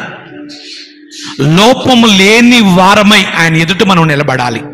నేడో రేపో మన ప్రాణప్రియుడని యేసే మన కొరకు రాబోతున్నారు. కడబుర మొరగబోతుంది, కానీ రెప్పపాటులో ఆ మహిమ మేఘం మనం ఎక్కాలి. పెండ్లి కుమారుడు రాబోతుండగా రమ్ము నేను ఎదుర్కొంటాను, సిద్ధంగా ఉన్నాననే స్థితిలో నేను మీరు సంఘం చెప్పగలగాలి కదండి. ఒక మాట మీకు గుర్తు చేస్తాను, ఆ రాజ్యం చేరాలి అంటే, ఆ మహిమలో మనం ప్రవేశించాలంటే, ఆ ప్రభువుతో కూడా యుగాలు మనం జీవించాలంటే మనలో లోపము ఉండకూడదు. దానియేలు గ్రంథంలో నుంచి ఒక మాట మీకు గుర్తు గ్రంథం 1వ అధ్యాయం 4వ వాక్యాన్ని నేను చదువుతున్నాను. చూడండి, దానియేలు గ్రంథం 1వ అధ్యాయం 4వ వాక్యాన్ని నేను చదువుతున్నాను. తీస్తారా బైబిల్ ఉన్నటువంటి వాళ్ళు? 731 పేజీ, దానియేలు గ్రంథం 1వ అధ్యాయం 4వ వాక్యం. రాజు ఎవరు? ఈ రాజు అంటే నెబుకద్నెజరు రాజు అష్పెర్నెజు అను నపుంసకుల అధిపతిని పిలిపించి అతనికి ఇలాగు ఆజ్ఞాపించెను, ఇశ్రాయేలు రాజవంశములో ముఖ్యులై లోపము లేని సౌందర్యము గల సకల విద్యా ప్రావీణ్యత జ్ఞానము కలిగి తత్వజ్ఞానము కలిగిన వారై రాజు నగరునందు నిలవదగిన కొందరు బాలులను రప్పించి కల్దీల విద్యను భాషను వారికి నేర్పుము. నా మాట వింటున్నారా? ఇక్కడ రాజు నెబుకద్నెజరు ఒక అధిపతికి ఒక పని అప్పగిస్తున్నాడు. ఏమంటున్నాడు తెలుసా? ఇదిగో ఇశ్రాయేలు రాజవంశములో ముఖ్యులై లోపము లేని సౌందర్యము గల సకల విద్యా ప్రావీణ్యత జ్ఞానము కలిగి తత్వజ్ఞానము తెలిసిన వారు రాజు నగరునందు నిలవదగిన. ఎక్కడ నిలబడాలి? రాజు నగరునందు. మీరు నేను ఒక రోజున ఇదిగో ఆ రాజు నగరం పరలోకం, ఆ పరలోక రాజ్యంలో ఆ రాజు ఎదుట నిలబడాలి అంటే ఈ నెబుకద్నెజరు స్థానంలో ప్రభు ఉన్నారు. ఇదిగో ఈ అధిపతి స్థానంలో పరిశుద్ధాత్మ దేవుడు మనల్ని అందరినీ ఈ భూమి మీద తర్పీదు చేస్తా ఉన్నారు, సర్దిద్దుతూ ఉన్నారు, సిద్ధపరుస్తూ ఉన్నారు. ఏం చెప్తున్నారంటే, ముఖ్యులై లోపము లేని వారినే నా ఎదుట నిలవబెట్టండి. దీనికి స్తోత్రం కలుగును గాక. లోపము లేని వారు రాజు నగరు యందు నిలబడాలి. అంటే రాజు ఎదుట నిలబడాలంటే, ఆ రాజు నగరులో నిలబడాలంటే లోపము లేని వారై ఉండాలి. నా మాట అర్థమైందా? మూలవాక్యాన్ని మళ్ళా చదువుతాను చూడండి. రాజు అయిన నెబుకద్నెజరు అష్పెర్నెజు అను నపుంసకుల అధిపతిని పిలిపించి అతనికి ఇలాగూ ఆజ్ఞాపిస్తున్నాడు, ఇశ్రాయేలు రాజవంశములో ముఖ్యులై లోపము లేని సౌందర్యమును సకల విద్య ప్రావీణ్యత జ్ఞానము కలిగి తత్వజ్ఞానము తెలిసిన వారై రాజు నగరునందు నిలవదగిన కొందరు బాలును రప్పించి కల్దీల భాషను వారికి నేర్పించి, ఇదిగో అక్కడ తర్వాత వాక్యం ఉంటది, తరువాత వారిని తన ఎదుట నిలవబెట్టినట్లు ఆజ్ఞ ఇచ్చెను. నా మాట వింటున్నారు కదండి? సంఘానికి కూడా నేను మాట చెప్తున్నాను. దేవుని ఎదుట మనం నిలబడాలి, సంఘం నిలబడాలి, సేవకులు నిలబడాలి.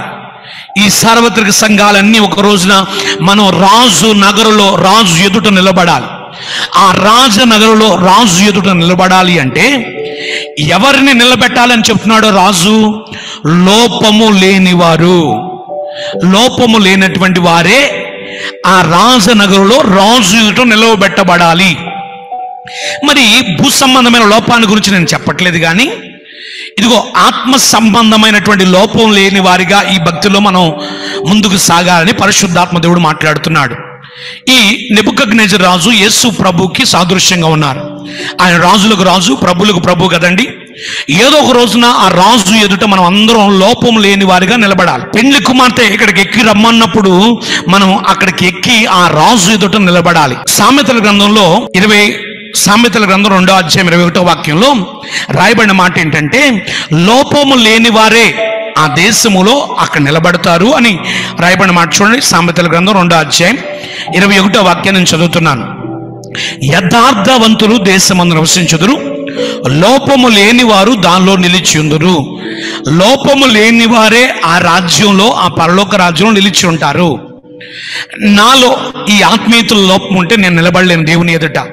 ఒకవేళ మనుషుల ఎదుట నేను మోసగించవచ్చు, మభ్య పెట్టవచ్చు, సేవకుడిగా తెల్లబట్టలు వేసుకుని పరిశుద్ధునని నేనేదో మభ్య పెట్టవచ్చు. కానీ ఒక రోజున రంగు అక్కడ ఊడిపోతుంది. అక్కడ వారి వారి క్రియలను బట్టి ఆయన తీర్పు తీరుస్తాడు. ఎవరిని అసలు ముందు అక్కడ నిలబడతారు అంటే లోపము లేని వారే అక్కడ ఆ దేశంలో నిలబడతారు. మరొక మాట కూడా చూద్దాం చూడండి. జ్ఞానైన సొలొమోనే ప్రసంగి గ్రంథం 1వ అధ్యాయం 15వ వాక్యంలో ఏమంటున్నారు చూడండి, చదవండి. ప్రసంగి గ్రంథం 1వ అధ్యాయం 15వ వాక్యాన్ని చదువుతున్నాను. తీయండి, పరిశుద్ధ గ్రంథంలో ఉన్నటువంటి వాళ్ళు నాతో పాటు తీయండి. వంకరగా ఉన్న దానిని చక్కపరచుట సత్యము కాదు, లోపము కలది లెక్కకు రాదు. లోపం ఉంటే నేను ఆ లెక్కలో ఉండలేను. నా మాట అర్థమవుతుందా? ఒకవేళ నాలో ఆత్మీయతలో లోపం ఉంటే, భక్తిలో లోపం ఉంటే, పరిశుద్ధతలో లోపం ఉంటే నేను ఆ పరిశుద్ధుల లెక్కలోకి రాను. లోపము గలది లెక్కలోనికి రాదు. లోపము లేని వారే ఆ దేశము నివసిస్తారు. ఇంకో మాట కూడా చెప్పనా, సొలొమోను చక్కని మందిరాన్ని కట్టారు. చూడండి, దినవృత్తాంతం 2వ గ్రంథం 7వ అధ్యాయం 11వ వాక్యంలో ఏ లోపము లేనిదిగా ఆ మందిరాన్ని కట్టి ఆ మందిరాన్ని ముగించి మందిరాన్ని ప్రతిష్ఠించినాడు మనం చూస్తాం. దినవృత్తాంతాల 2వ గ్రంథం 7వ అధ్యాయం 11వ వాక్యం చూడండి. యెహోవా మందిరమును రాజు నగరును కట్టించి యెహోవా మందిరమందు తన నగరునందు చేయుటకు తాను ఆలోచించినది ఏ లోపము లేకుండా నెరవేర్చి పని ముగించాడు. ఆ మందిరం కట్టేటప్పుడు కూడా లోపము లేనిదిగా కట్టి పని ముగించాడు. మనం చేసే పనిలో లోపం ఉండకూడదు. అదే మాట కూడా చూద్దాం చూడండి. దినవృత్తాంతం 2వ గ్రంథం 35వ అధ్యాయం 16వ వాక్యం కూడా చదువుదాం. 2వ దినవృత్తాంతాల గ్రంథం, దినవృత్తాంతం 2వ గ్రంథం 35వ అధ్యాయం 16వ వాక్యం నేను చదువుతాను చూడండి. ఈ ప్రకారం రాజైన యోషియా ఇచ్చిన ఆజ్ఞ బట్టి వారు పస్కా పండుగ ఆచరించి యెహోవా బలిపీఠం మీద దహన బలులు అర్పించడం చేత ఆ దినమున ఏమీ లోపం లేకుండా యెహోవా సేవ జరిగెను.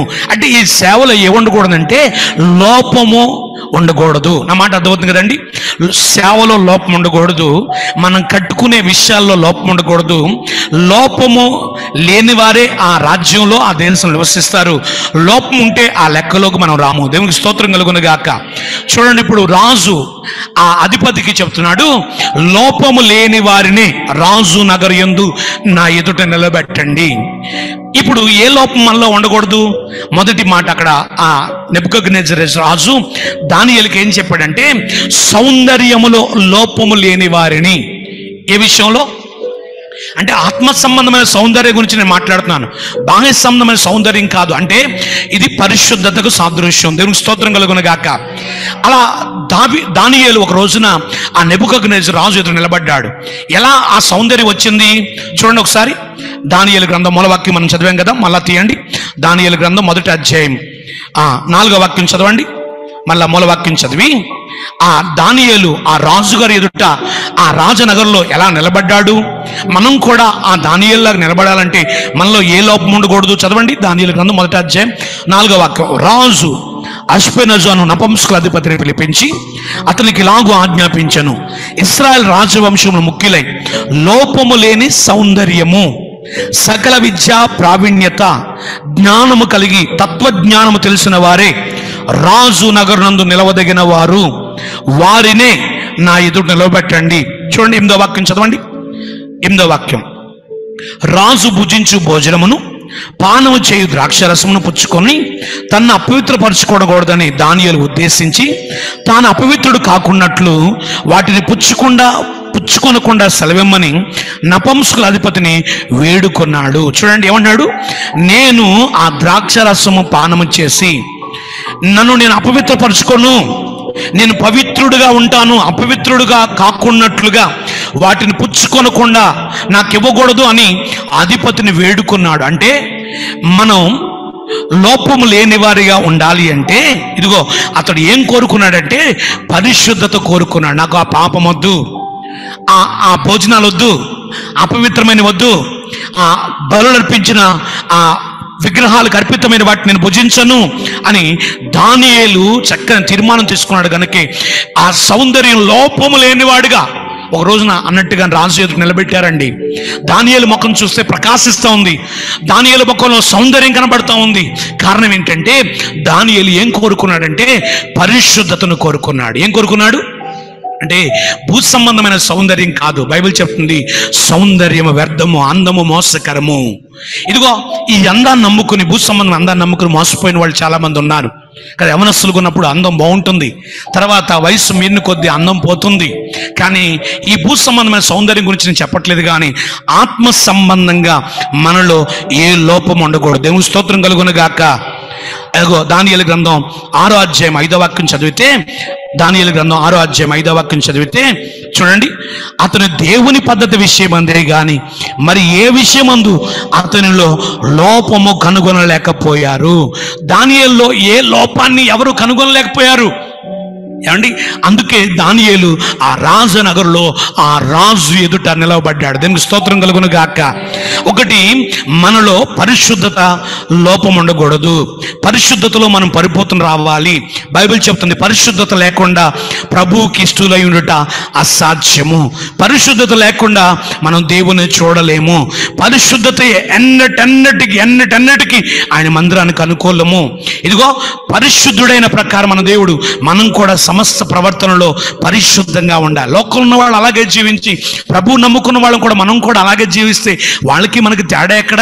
వాళ్ళు బూతులు మాట్లాడి మనం బూతులు మాట్లాడితే, వాళ్ళు సకల ఆచారాలు అభ్యసిస్తూ అన్యుల ఆచారాలు, ఆ తాయెత్తులు రక్షలు కట్టుకుంటూ ఏమండి అక్కడక్కడికి శకుని కాండ దగ్గరికి ఆ ప్రశ్నలు అడిగేది వారి దగ్గరికి వెళ్ళి దేవుని బిడ్డలు కూడా అలా చేస్తే మనకి వాళ్ళకి తేడా ఎక్కడ ఉంది? ఈ భక్తిలో లోపము లేని వారిగా ఉండాలి. రెండో మాట చెప్పి నా సమయం కొద్దిగా ఉంది కనుక నేను ముగించేస్తాను. తీతు పత్రిక 2వ అధ్యాయం 2వ వాక్యం చదువుదాం. క్రొత్త నిబంధనలో తీతు పత్రిక 2వ అధ్యాయం 2వ వాక్యం చదువుదాం. ఇయాలనగా మిథానుభవము గలవారును మాన్యులను స్వస్థ బుద్ధి గలవారును విశ్వాస ప్రేమ సహనముల యందు లోపము లేని వారై ఉండవలెను. పేజ్ నెంబర్ 197 తీతు పత్రిక 2వ అధ్యాయం 2వ వాక్యం. ఇక్కడ అపోస్తలుడైన పౌలు గారు ఇదిగో ఈ తీతు అనే యవనస్తుడు రాస్తూ అంటున్నారు, ఇదిగో మీరందరూ స్వస్థ బుద్ధి గలవారుగా, మితానుభవం గలవారుగా, మాన్యులుగా, విశ్వాస ప్రేమ సహనముల యందు లోపము లేని వారై ఉండాలి. ఏ విషయంలో మనం లోపం లేని వారుగా ఉండాలి చెప్పండి? ఇక్కడ విశ్వాసము, ప్రేమ, సహనముల యందు లోపము లేని వారమై ఉండాలి. అంటే ఈ విశ్వాసంలో మనలో ఏమి ఉండకూడదంటే లోపం ఉండకూడదు. బైబిల్ చెప్పిన హెబ్రీ పత్రిక 11వ అధ్యాయంలో విశ్వాసము లేకుండా దేవునికి ఇష్టలైనట అసాధ్యం. విశ్వాసం అన్నది నిరీక్షింపబడి వాటి యొక్క నిజ స్వరూపము. మన విశ్వాసం అని పిలువబడుతున్నాం. మన విశ్వాసం లోపం ఉంటే ఎలా కార్యాలు చూడగలం కదా? మన ఊపిరే విశ్వాసమై ఉండాలి. నమ్మకం, విశ్వాసం అంటే దేవుడు చేస్తాడు. ఇదిగో దీన్ని నమ్ముకున్న దేవుడు శక్తిమంతుడు. నా దేవుడు నా జీవితంలో మేలే చేస్తాడు తప్ప కీడు చేసే దేవుడు కాదు. ఒకవేళ ఈరోజు నా పరిస్థితి క్రిటికల్గా ఉన్నా, కొంచెం అననుకూలంగా ఉన్నా, కొంచెం ఇబ్బందిగా ఉన్నా, నా దేవుడు నా జీవితంలో మేలే చేస్తాడని విశ్వాసం ఉంచాలి. అబ్రహాం ఎలా విశ్వాసం ఉంచాడో ఆ హెబ్రీ పత్రిక విశ్వాస వీరులు పట్టుకుంది కదండి. వాళ్ళ విశ్వాసం వలన రాజ్యాలు జయించారు, సింహాలను మూసారు, అగ్ని బలము చల్లార్చారు.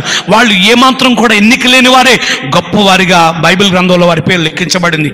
మనలో ఏ లోపం ఉండకూడదు అంటే విశ్వాసంలో లోపం ఉండకూడదు, ప్రేమలో లోపం ఉండకూడదు. దేవుని స్తోత్రం కలుగును గాక. హల్లెలూయా కదండి. కొరింథీ పత్రిక 13వ అధ్యాయంలో మీరు తీయొద్దు, సమయం లేదు కనుక నేను ముందుకు వెళ్ళిపోతున్నాను. ప్రేమ అన్నిటినీ సహిస్తుంది, ప్రేమ అన్నిటినీ తాళుకుంటుంది. ఈ ప్రేమలో ఏముండకూడదంటే లోపం ఉండకూడదు. భర్తను ప్రేమించే విషయంలో భార్య అయితే లోపం ఉండకూడదు, భార్యను ప్రేమించే విషయంలో భర్త లోపం చూపకూడదు, పిల్లలు తల్లిదండ్రులు చూసే విషయంలో ప్రేమలో లోపం ఉండకూడదు. ఇక దేవుని పిల్లమైన మనం ప్రేమ కలిగి ఉండాలి. ఏం కలిగి ఉండాలి చెప్పండి? ప్రేమ కలిగి ఉండాలి. అంటే లోకంలో ఉన్న ప్రేమ కాదు, క్రీస్తు యేసు చూపిన కల్వరి ప్రేమ, స్వార్థం లేని ప్రేమ, బదులు ఆశించని ప్రేమ. ఇదిగో నా కొరకు ప్రాణమునే పెట్టినటువంటి ఆ ప్రేమలో మనం కలిగి జీవిస్తూ లోపము లేని వారిగా ఉండాలి. దీనికి స్తోత్రం కలుగును గాక. హల్లెలూయా. మూడో మాట చెప్తాను, మనం ఏ విషయాల్లో లోపం లేని వారిగా ఉండాలంటే, మూడవది చూడండి, మాట యందు లోపం లేని వారిగా ఉండాలి. యాకోబు పత్రిక 3వ అధ్యాయం 2వ వాక్యం చదవండి. యాకోబు పత్రిక 3వ అధ్యాయం 2వ వాక్యం, క్రొత్త నిబంధనలు 211 పేజీ. యాకోబు పత్రిక 3వ అధ్యాయము 2వ వాక్యం చదువుతున్నాను. మనం అనేక విషయంలో మనం అందరం తప్పిపోతున్నాం. ఎవడైనను మాట యందు తప్పని ఎడల అట్టి వాడు లోపము లేని వాడై తన సర్వ శరీరమును స్వాధీనపరచుకున్న శక్తి గలవాడగును. ఆమేన్. అంటే మనం ఏ విషయం లోపం ఉండకూడదంటే మాట యందు లోపము లేని వారమై ఉండాలి. మనం మాట్లాడే మాట లోపము లేనిదై ఉండాలి. దీనికి స్తోత్రం కలుగును గాక. ఇదిగో ఈ చిన్న నాలుకుందే, ఈ యాకోబు అంటాడు ఇదే పత్రికలో, చిచ్చు పెట్టేస్తుంది, అడవికి చిన్న నుప్పే మొత్తం అడవిని తగలబెట్టేస్తుంది. నాలుక అగ్నియే. ఇదిగో మనం మాట్లాడే మాట లోపము లేనిదిగా మాట్లాడాలి. మోషే ఆ ఇల్లంతట్లో ఎలా నమ్మకస్తుడని పేరు పొందాడో కదా, మనం కూడా మాటలో కూడా లోపము లేని వారమై ఉండాలి. మన మాట అవునంటే అవును, కాదంటే కాదుగా ఉండాలి. మన మాట యథార్థంగా ఉండాలి. ఏమండి, మనం ఖచ్చితంగా నమ్మకమైన వారిగా ఉండాలి. బైబిల్ చెప్తుంది, నమ్మకమైన వారికి మెండైన దీవెనలు కలుగుతాయి. మన మాట యథార్థంగా ఉండాలి. ఇంకొక మాట చెప్పి ముగించేస్తాను. ప్రసంగి గ్రంథం 9వ అధ్యాయం 10వ వాక్యం చదువుదాం. ఒకటి, మనం ఆత్మీయ సౌందర్య విషయంలో లోపము లేని వారమై ఉండాలి, అంటే పరిశుద్ధత. రెండవది, విశ్వాసము, ప్రేమ, సహనము విషయంలో లోపము లేని వారమై ఉండాలి. మూడవది, మాట యందు లోపము లేని వారమై ఉండాలి. నాలుగో మాట చూడండి, చేయుటకు నీ చేతికి వచ్చిన ఏ పని అయినను శక్తికి లోపము లేకుండా చేయము. చాలండి, ఏ లోపం లేకుండా చేయాలి? చేయుటకు నీ చేతికి వచ్చిన ఏ పనైనా శక్తికి లోపం లేకుండా చేయలేమా? నువ్వు చదువుతున్నావు, నీవు చేసే ఈ పనిలో శక్తికి లోపం లేకుండా నువ్వు చదవాలి. నీ తల్లిదండ్రులు ఎంత కష్టపడి కూలి పని చేసి చదివిస్తా ఉన్నారు, శక్తికి లోపం లేకుండా చదవాలి. తమ్ముడు, ఉద్యోగం చేసే చోట శక్తికి లోపం లేకుండా కష్టపడాలి. క్రైస్తవులుగా మనం లోపము మనలో ఉండకూడదు. ఇదిగో వీళ్ళు జీతం తీసుకుంటారు కానీ వీళ్ళు పని చేయరు, వీళ్ళు పాఠం చెప్పరు, వీళ్ళు ఉద్యోగానికి న్యాయం చేయరు, ఇదిగో ఈ జీతానికి న్యాయం చేయట్లేదు అనే మాట ఎక్కడ మనం వినకూడదు. మనం లోపము లేని వారమై ఉండాలి. ఏ పని చేసినా అది భార్యగా, ఇదిగో నువ్వు ఇంట్లో వంట చేసే పని అయినా, భర్తగా చేసే వ్యాపారంలో అయినా, ఉద్యోగంలో అయినా, వ్యవసాయంలో అయినా, చదువుకునే పని అయినా, సేవలోనైనా, ఏ పని చేసినా పని మిక్కిలి గొప్పది. అదే చెప్తారు నెహెమ్యా, ఎజ్రా, పని మిక్కిలి గొప్పది. దేవుడు మనకి ఏ పని అప్పగించాడో మనం సిగ్గుపడొద్దు. మనం చేసే పని మిక్కిలి గొప్పది. సేవ చేస్తున్నామా, ఈ సేవలో లోపము లేని సేవ జరిగించాలి. ఇదిగో దావీదు తన తరం వారికి సేవ చేసి ముగించాడే, మనం కూడా లోపము లేని సేవ చేయాలి. నేను ఈ సమయంలో సిస్టర్ ఎస్తేర్ రాణి గారిని హృదయపూర్వకంగా అభినందిస్తూ ఉన్నాను.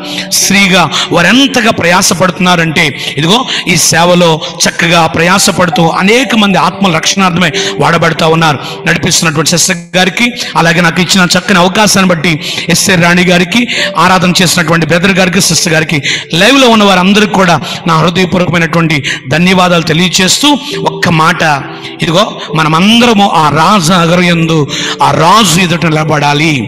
ఏమండి, ఆ రాజు నగరిలో ఆ రాజు ఎదుట మనం నిలబడాలి.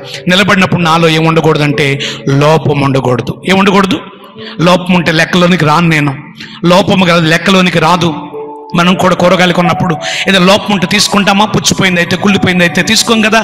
మరి దేవుని రాజ్యంలో దేవుని ఎదుట నిలబడాలంటే మనలో ఏముండకూడదంటే భక్తిలో లోపం ఉండొద్దు, పరిశుద్ధతలో లోపం ఉండొద్దు, విశ్వాసము, ప్రేమ, సహనం లోపం ఉండొద్దు, మాటలో లోపం ఉండొద్దు.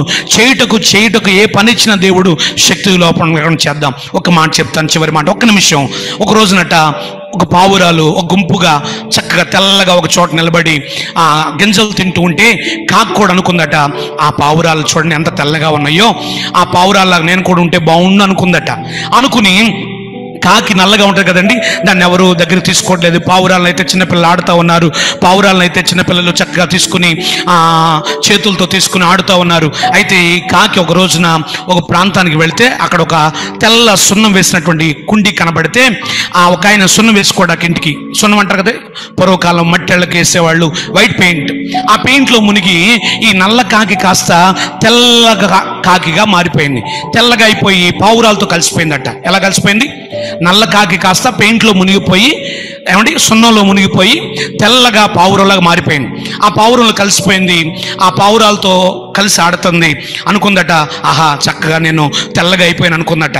కానీ రోజులు మారాయండి. 2 రోజులు పోయిన తర్వాత ఆకాశం నుంచి మెరుపులు, ఉరుములు మెరుస్తున్నాయట. వర్షం పడింది. ఇప్పుడు ఆ సున్నమంతా, తెల్ల సున్నమంతా కరిగిపోతే అసలు రంగు బయటపడిపోయింది. నల్ల కాకి కాస్త మళ్ళీ నల్లగా మారిపోయింది. ఈరోజు నేనున్నాను, ఈ వాక్యం చెప్తున్నాను. ఇదిగో మనిషిగా తెల్ల బట్టలు వేసుకుని, తెల్ల బైబిల్ పట్టుకుని, ఏమండి, పరిశుద్ధంగా నేను ఇక్కడ ఉన్నానని నలుగురు మోసం చేయొచ్చేమో కానీ ఒక రోజున దేవుని ఎదుట నిలబడాలి. అక్కడ నా రంగు, మీ రంగు బయటపడుతుంది. లోపము గలవారం అయితే ఖచ్చితంగా అక్కడ నిలబడలేం. దేవుని ఎదుట ఉమ్మివేయబడతాము. చెడ్డదాసుడా, చీకటి కొట్లు తొయ్యబడతాం. ఆరనగ్నికి ఆహుతి కాకుండా ఉండాలంటే లోపము లేని భక్తి చేద్దాం. దేవుడు ఆ పరిశుద్ధంగా జీవించడానికి నాకు, మీకు, మనందరికీ కృప దయచేయును గాక. ఆమె. మిరాకిల్ గ్లోరియా సిస్టర్ గారికి ప్రత్యేక వందనాలు. థ్యాంక్ యూ సిస్టర్ గారు. కృపా సత్య సంపూర్ణమైన మా ప్రియ పరలోకపు తండ్రి, ఈ రాత్రి మాకు చక్కని అవకాశం ఇచ్చి మీ పాద సన్నిధిలో, మీ పాద పద్మములు ఎదుట సాగిలపడి కొద్ది సమయం మిమ్మల్ని స్తుతించడానికి, మీ వాక్యాన్ని, సాక్ష్యాన్ని ధ్యానించడానికి మాకు ఇచ్చినటువంటి గొప్ప అవకాశం కొరకు మీకు స్తుతులు చెల్లిస్తున్నాను స్వామి. మీ అపారమైన ప్రేమ, వెలకట్టలేని మీ కృప, హద్దులు లేని మీ జాలి మమ్మల్ని అందరినీ ఈ విధంగా చేరదీసి ఎక్కడెక్కడో పుట్టి ఎక్కడెక్కడో పెరిగి వివిధ సాంప్రదాయాలు, కట్టుబాట్లో ఉన్న మమ్మల్ని, ఒకప్పుడు మిమ్మల్ని ఎరగినటువంటి అన్ని జల్లుగా జీవిస్తున్న మమ్మల్ని రక్షించుకుని ఒక కుటుంబంగా, ఒక అక్క తమ్ముళ్ళ వలె, అన్న చెల్లెల వలె, ఇదిగో కుటుంబ బంధాల కంటే రక్త బంధం, క్రీస్తు రక్త బంధం ఎంతో గొప్పదన్నట్లుగా మాకు ఇచ్చిన ఈ సహవాసాన్ని బట్టి మీకు స్తోత్రాలు చెల్లిస్తున్నాం. మీ కుమార్తె ఎస్తేర్ రాణి గారి కొరకు ప్రార్థన చేస్తున్నాం. వారు ఉన్నతమైన ఉద్యోగం చేసుకుంటూ మీ పరిచర్య కొరకు ఎంత అలు పెరిగిన యోధురాలుగా కష్టపడుతున్నారో ఆ పరిచర్ని బట్టి మీకు స్తుతులు చెల్లిస్తున్నాం. ఇంకా మీ కుమార్తెను బహుబలంగా వాడుకోండి ప్రభువా. అనేక సంఘాలు కట్టడానికి ఒక సాధనంగా మీరు నిలబెట్టుకున్నందుకు కొరకే స్తోత్రం. అనేక మందిని వెలిగించడానికి, అనేక మంది అంచె దినాలు ఉజ్జీవింపచేయడానికి, ఇదిగో ఈ ఎండ్ టైం రివైవల్ మినిస్ట్రీ ద్వారా మీరు జరిగిస్తున్న పరిచయాన్ని అందరి కొరకు స్తుతులు చెల్లిస్తున్నాం. మీ కుమార్తె వారి కుటుంబాన్ని ఇంకా ఉన్నతంగా మీరు ఆశీర్వదించండి. 1000 మందికి దీవెనకరంగా చేయండి ప్రభు. అనేక ప్రాంతాల్లో మీ సువార్త ప్రకటించబడడానికి కుమార్తెను మీరు ఇప్పటికే వాడుకున్నారు. ఇంకా మీరు వాడుకోండి తండ్రి, మీకు స్తోత్రాలు చెల్లిస్తున్నాం. ఈరోజు ఈ కుడికలు నడిపించినటువంటి సిస్టర్ గారిని బట్టి మీకు స్తోత్రాలు. వారిని, వారి మినిస్ట్రీ మీరు ఆశీర్వదించండి. ఆరాధన నడిపించిన సహోదరులు ప్రవీణ్ గారి కొరకు, వారి సతీమణి చెల్లెమ్మ గారి కొరకు ప్రార్థన చేస్తున్నాను. వారిని ఇంకా అనేక మంది ఎదుట 1000 మంది సభల్లో గొప్ప ఆరాధికులుగా, గొప్ప సేవ చేసేవారిగా మీరు వాడుకుంటున్నారు. అందుకొరకే స్తోత్రాలు చెల్లిస్తున్నాం. లైవ్లో కూడా ఎంతో మంది సంఘాలు దేవా గుంపుగా అక్కడ వాక్యాన్ని వింటూ ఉన్నారు నాయన. వారందరి కొరకు ప్రార్థన చేస్తున్నాం. యెషయా గ్రంథం 44:3 వాక్యం రాయబడినట్లుగా జరుగును అని అనుకోనని భీకరమైన కార్యాలు మీరు చేసే దేవుడు అయ్యా. మీ బిడ్డల జీవితాల్లో ఏ కార్యాలు జరుగుతాయో, జరగవో అని నిరాశతో ఉన్నారో, ఈ రోగం కుదురుతుందా, నాకు మరలా మంచి ఆరోగ్యం వస్తుందా, ఈ అప్పులు తీరుతాయా, ఈ పెళ్లి చేయగలనా, ఈ పిల్లల మాట వింటారా, నా బ్రతుకులు మంచి రోజులు వస్తాయా, ఈ నింద అవమానం ఘనతగా మారుతుందా అని ఎంతో మంది మీ కార్యాల కొరకు ఎదురు చూస్తున్నారయ్యా. మీ కొరకు కనిపెట్టి వారి విషయంలో కార్యములు సఫలము చేసే దేవుడు అని మాతో మీరు మాట్లాడారు కదయ్యా.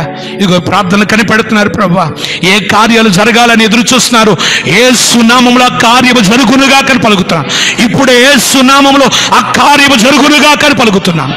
స్వస్థతలు కలుగునుగాక, అద్భుతాలు కలుగునుగాక, ఆశ్చర్యమైన కార్యాలు జరుగునుగాక, బుద్ధిగంతాలకు మీ బిడ్డలు సాక్షులుగా ఉందురుగాక. అద్భుతాలు చేయండి ప్రభువా. పాపాన్ని విడిచిపెట్టి పరిశుద్ధంగా నీతిని అనుసరించే వారిని నువ్వు దర్శించే దేవుడు మాట్లాడుతూ వచ్చారయ్యా. ఇంకా నాలో మాలో ఏ బలహీనత లోపం ఉందో అది విడిచిపెట్టడానికి మా అందరికీ సహాయం చేయండి. ఆ లోపము లేని వారిని రాజనగరులో రాజు ఎదుట నిలబెట్టాలి అని మీరు ఆజ్ఞ ఇచ్చినట్లుగా, ఇదిగో దేవా ఒకరోజు మేమందరం మీ ఎదుట నిలబడాలి. రాజు మీరు మీ ఎదుట నిలబడాలి ప్రభువా. ఏదో ఈ భూ సంబంధమైన ఆశీర్వాదాల కొరకు భక్తి చేస్తే పౌలు చెప్పినట్లు మాకన్నా దౌర్భాగ్యులు, దుష్టులు మరొకరు ఎవరు ఉండరు నాయన. ఈ భూ సంబంధమైన ఆశీర్వాదాల కొరకే కాక పరిశుద్ధత లోపం లేని వారిగా, విశ్వాసము, ప్రేమ, సహనం లోపం లేని మా మాటలో లోపము లేని వారిగా, మేము చేయుటకు ఏ పని మేము బ్రతికించి ఆ పని చేయుటకు లోపము లేని వారిగా మీ ఎదుట నిలబడినప్పుడు బలా నమ్మకమైన దాసుడా అనిపించుకునే విధంగా ఉండాలి. సహాయం చేయమని మరొకసారి మీ కుమార్తె ఎస్తేర్ రాణి గారిని, వారి పరిచర్యలను మీరు ఆశీర్వదించి వేల మందికి ఇంకా దీవెనకరంగా చేయమని, అల్పుడు నా భాగ్యుడు నాకు ఈ చక్కని సహవాసం ఇచ్చినందుకు మీకు స్తుతులు చెల్లిస్తూ, ఈ రాత్రి లైవ్లో ఉన్న వారిని, సంఘంగా కూడుకున్న వారిని పేరు పేరు నేను ఆశీర్వదిస్తూ యేసు నామములో ఈ ప్రార్థన మనవులన్నీ అడిగి పొందుకుని ఉన్నాము తండ్రి. ఆమేన్, ఆమేన్. తండ్రి, కుమార, పరిశుద్ధాత్మ త్రియేక దేవుడు మనలో ఏ లోపం ఉన్నదాన్ని సవరించి ఆయన పరిశుద్ధుడైన ప్రకారం మనల్ని కూడా పరిశుద్ధంగా ఆయన మార్గాలు నడిపిస్తూ ఆ రాజనగరులో ఆయన ఎదురు నిలబడుటకు శక్తి గల వారిగా చేయునుగాక. జరుగును అని అనుకోరని భీకరమైన కార్యాలు ఈ రాత్రి మన కుటుంబాల్లో, మన జీవితాల్లో, మన సంఘాల్లో, ఈ పరిచయలో జరిగించునుగాక.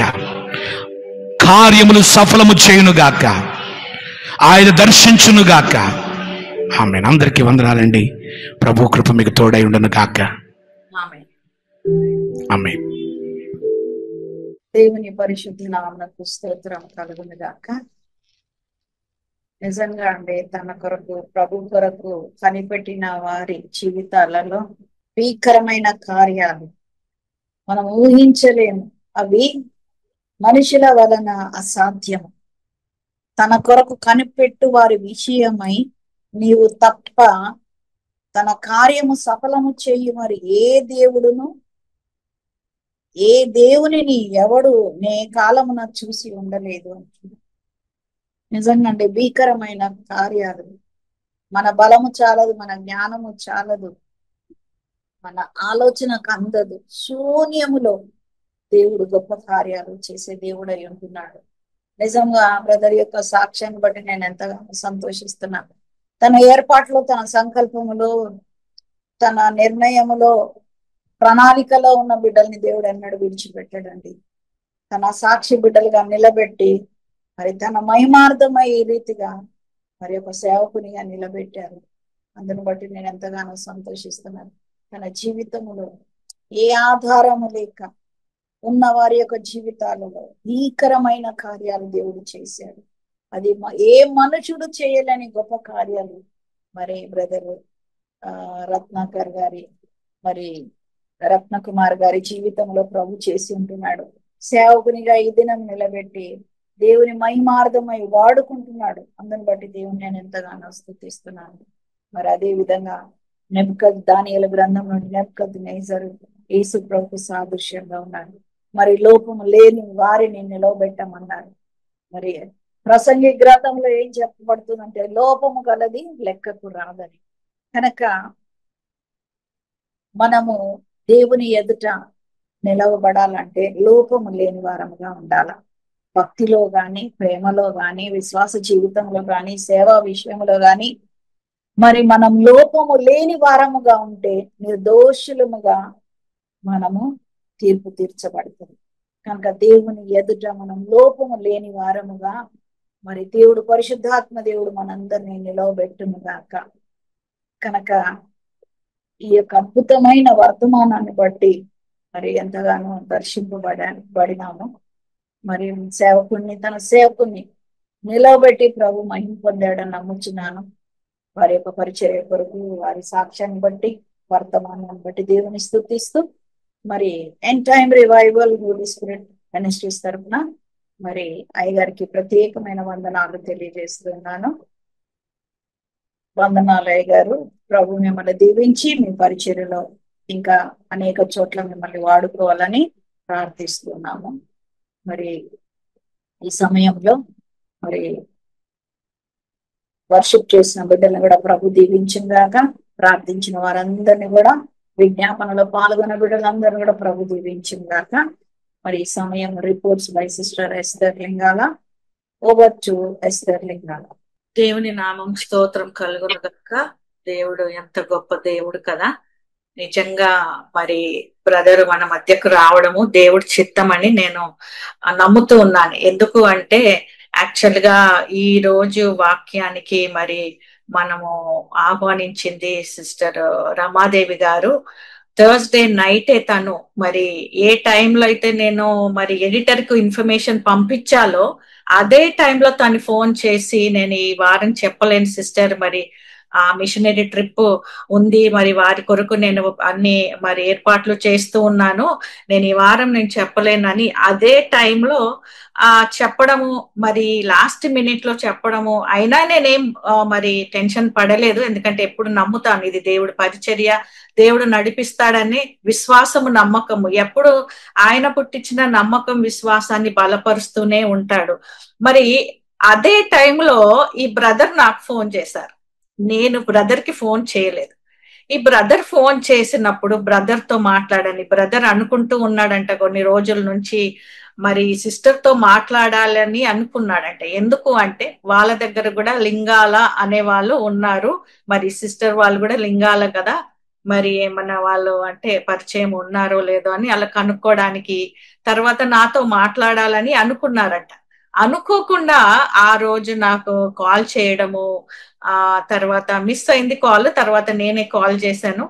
మరి నిజంగా ఇది దేవుడి చిత్తము, మరి బ్రదర్ రావడము, బ్రదర్ ని నిలబెట్టుకోవడము, అద్భుతమైన సాక్ష్యము, అద్భుతమైన సందేశము. నిజమే కదా, మనము ప్రార్థనలు చేస్తూ ఉన్నా, మనము వాక్యం చెబుతూ ఉన్నా, చదువుతూ ఉన్నా, పరిచర్య చేస్తూ ఉన్నా, మనలో ఉన్న లోపాలనన్నీ గమనించకుండా ముందుకు నడుస్తూ ఉంటాం. ఎందుకు ఆశీర్వదించబడడం లేదు, మన పరిచర్యలు ఎందుకు దేవుడు విస్తరింప చేయడం లేదంటే మనలో ఉన్న పాపాలనన్నీ మనము పక్కకు పెట్టేస్తున్నాం, మనం ఇగ్నోర్ చేస్తున్నాం. ఏంటంటే పరిచర్య చేయాలి, కానీ నిజమే మనలో పరిచర్య చేసేటప్పుడు కూడా మనలో ఉన్న పాపాలు మనం ఫస్ట్ గమనించాలి. మనము ఆ పాపాలను అన్నిటిని వదిలిపెట్టుకోవాలి, లోపాలన్నిటిని వదిలిపెట్టుకోవాలి. ఎన్నో లోపాలు, మన మనుషులం కదా, మన మాటలు, మన చూపులు, మన ప్రవర్తనలో ఎన్నో విషయాలలో మనము బలహీనులమే, ఎన్నో లోపాలు ఉన్నాయి. కానీ మనకు జీవితాలలో ఇప్పుడు ఈ టైంలో దేవుడు రాకడ చివరి దినాలలో మనం ఎప్పుడు చనిపోతామో మన చివరి దినాలలో అద్భుతమైన సందేశం. నేనైతే చాలా సంతోషించాను, ఎందుకంటే దేవుడు కార్యాలు నిజమే మనం ఏవైతే జరగవో అలాంటి టైంలో మనం గివ్ అప్ చేసిన టైంలో దేవుడు ఇలాంటి అద్భుత కార్యాలు జరిగిస్తుంటాడు. నిజంగా ఆ బ్రదర్ యొక్క సాక్ష్యం చూడండి, అసలు బ్రదరు చనిపోవడం కాదు, దేవుడు ఆయన కొరకు బ్రతికించాలి, ఈ కుమారుడు నా కొరకు నిలబడాలి, ఈ కుమారుడు నా ద్వారా నేను ఎన్నో ఆత్మలు నేను సంపాదించుకోవాలని మరి దేవుడు మరి ఎంత భయంకరమైన పరిస్థితుల్లో, మరణ పరిస్థితుల్లో కూడా బ్రతికించాడు అంటే ఇప్పుడు ఆయన కొరకే జీవించాలని కదా. చాలా మంది నేను సాక్ష్యాలు వింటాను, నేను డాక్టర్లు నన్ను చనిపోతాడు అని చెప్పారు కానీ దేవుడు బ్రతికించాడు అని చెప్తారు, సాక్ష్యాలు ఎన్నో విన్నాము మనమందరం. కానీ నిజంగా ఆయన కొరకు కృతజ్ఞతగా జీవించే వాళ్ళు ఎంతమంది ఉన్నారు కదా. దేవుడు నన్ను బ్రతికించాడు కదా, నేను దేవుడి కొరకే బ్రతకాలి అని ఎంతమంది మరి అలాంటి కృతజ్ఞతగా పరిచర్యలు చేస్తూ ఉన్నారు, జీవిస్తూ ఉన్నారు అనేది మనం చూస్తుంటే మరి నిజంగా దేవుడు అంతకంటే ఇంకే గొప్ప అద్భుత కార్యము ఏమి చేస్తే మనం దేవుడికి కృతజ్ఞతగా ఉంటాం. మరణమునే తప్పించాడు కదా, మరణము కంటే ఇంకా గొప్పది ఏమి అద్భుత కార్యం చేయగలడు మన దేవుడు, మరణమునే తప్పించాడు. ఇంక అంతకంటే చేస్తే నీకు ఇంకెప్పుడు దేవుడి మీద నమ్మకం విశ్వాసం కలుగుతుంది. కాబట్టి నిజంగానే మనకు చివరి దినాలలో ఈ పరిచర్యలో దేవుడు ఎంతో మంది బిడ్డలను నడిపిస్తూ ఉన్నాడు. నిజంగా మీరు అందరు చాలా ప్రార్థనలు చేస్తున్నారు, మన ప్రార్థనలు కదా. మరి బ్రదర్ మన మధ్యకు రావడము అద్భుతమైన సాక్ష్యం. ఇది జరగని అనుకోని టైంలో, జరగవు అనుకున్న టైంలో బ్రదర్ని తీసుకురావడము, ఇది మరి నిజంగా ఈ ఒక గొప్ప సాక్ష్యమే నాకైతే ఈ పరిచర్య. నేను అనుకోలేదు, నేను 7 సముద్రాలు దాటి ఉన్నాను కానీ దేవుడికైతే మనం అందరం, మీరెవరో నాకు తెలియదు, నాకు మీరు తెలియదు, కానీ దేవుడికి మనం తెలుసు. కాబట్టి ఏ రీతిగా పరిచయం చేస్తాడో, ఆయన పరిచర్యలో ఏ రీతిగా తీసుకొచ్చి అద్భుతంగా వాడుకుంటాడో అది దేవుడికే సాధ్యం. నిజంగా మరి దేవుడికి నేను ఏమిచ్చిన రుణం తీర్చుకోలేను. దేవుడికే మహిమ కలుగును గాక. చాలా సంతోషము బ్రదర్, మీ అద్భుతమైన సాక్ష్యము, అద్భుతమైన సందేశము. దేవుడు మిమ్మల్ని, మీ పరిచర్యను దీవించి ఆశీర్వదించును గాక. నిజంగా మా మధ్యకు రావడం కూడా మాకు చాలా సంతోషకరము, దీవనకరము కాబట్టి మీ పరిచర్య కొరకు మేమందరం ప్రార్థన చేస్తూ ఉంటాము, మీరు కూడా ప్రార్థన చేయండి. మరి ఆరాధనలు నడిపించిన ప్రవీణ్, సోని ఇద్దరికి కూడా మరి ఈ మినిస్ట్రీ తరపున ప్రత్యేక వందనాలు. అద్భుతమైన ఆరాధనలో నడిపించారండి. దేవుడు ఆ బిడ్డలను దీవించి ఆశీర్వదించిన గాక. విజ్ఞాపనలో పాల్గొన్న ప్రతి బిడ్డను కూడా దేవుడు దీవించి ఆశీర్వదించను గాక. ఈ పరిచర్య కొరకు మీరు ప్రార్థన చేస్తూ ఉన్నారు. దేవుడు మనకు గ్రామాలు మరి ఒక్కొక్క గ్రామం ఇస్తూ ఉన్నాడు కాబట్టి we have to keep praying. అది కూడా ప్రార్థనే కాదు, విశ్వాసము నిరీక్షణ కనిపెట్టాలని మరి ఇప్పుడు వాక్యం విన్నాం కదా. మనం ప్రార్థన చేస్తూ నిరీక్షణ కలిగి దేవుడు కార్యాల కొరకు కనిపెడుతూ ఉన్నప్పుడు దేవుడు ఇంత గొప్ప అద్భుత కార్యాలు జరిగిస్తూ ఉంటాడు. మరి మారుమూల గ్రామంలో ఎవరో తెలియని వాళ్ళ వాక్యం అందని ప్రాంతాలకు ఈ end time revival Holy Spirit ministries ద్వారా మరి వారికి కూడా వాక్యం అందించడం జరుగుతుంది కదా. అక్కడ వాళ్ళకు వాక్యం చెప్పే వాళ్ళు లేరు, ఎవరు పోరు ఆ గ్రామంలో. ఎందుకంటే ఇప్పుడు అంత కంఫర్ట్ జోన్, అంత కంఫర్టబుల్ గా ఉండి అనుకూలమైన స్థలాలకు పోయి పరిచర్య చేయడం it's easy, anybody can go కదా. కానీ మారుమూలాల గ్రామంలో ఎవరు వెళ్ళని ప్రాంతాలకు వెళ్ళి పరిచర్య చేయడము నిజంగా మరి అది దేవుడి మీద ఉన్న ప్రేమను బట్టే చేయగలుగుతారు. దేవుని కొరకు ఆత్మల భారం కలిగి దేవుని కొరకే నేను ప్రయాసపడాలి అనే వారే అక్కడికి వెళ్ళి మరి పరిచర్య జరిగిస్తారు. కాబట్టి మీరు ప్రార్థన చేయండి. Thank you for your prayers and support. మరి మీరందరూ కూడా పాల్గొన్నందుకు కూడా వందనాలు. మరి ఈ లింక్ ను కూడా మీరు షేర్ చేయండి. మీరందరూ, అది కూడా ఒక పరిచర్యనే. You know you have to share this link. ఎందుకంటే ఇంత మంచి అద్భుతమైన సందేశాలు మరి సాక్ష్యాలు మీ ద్వారా వాళ్ళు రక్షణ పొందితే మీరు కూడా ఒక ఆత్మను రక్షించే వారుగా అవుతారు. కాబట్టి please don't forget to share this link to all your family and friends. Keep praying for this ministry. God bless you all. Thank you so much for joining. దేవుడు మిమ్మల్ని దీవించి ఆశీర్వదించును గాక. So God bless you all. We will end this meeting right now.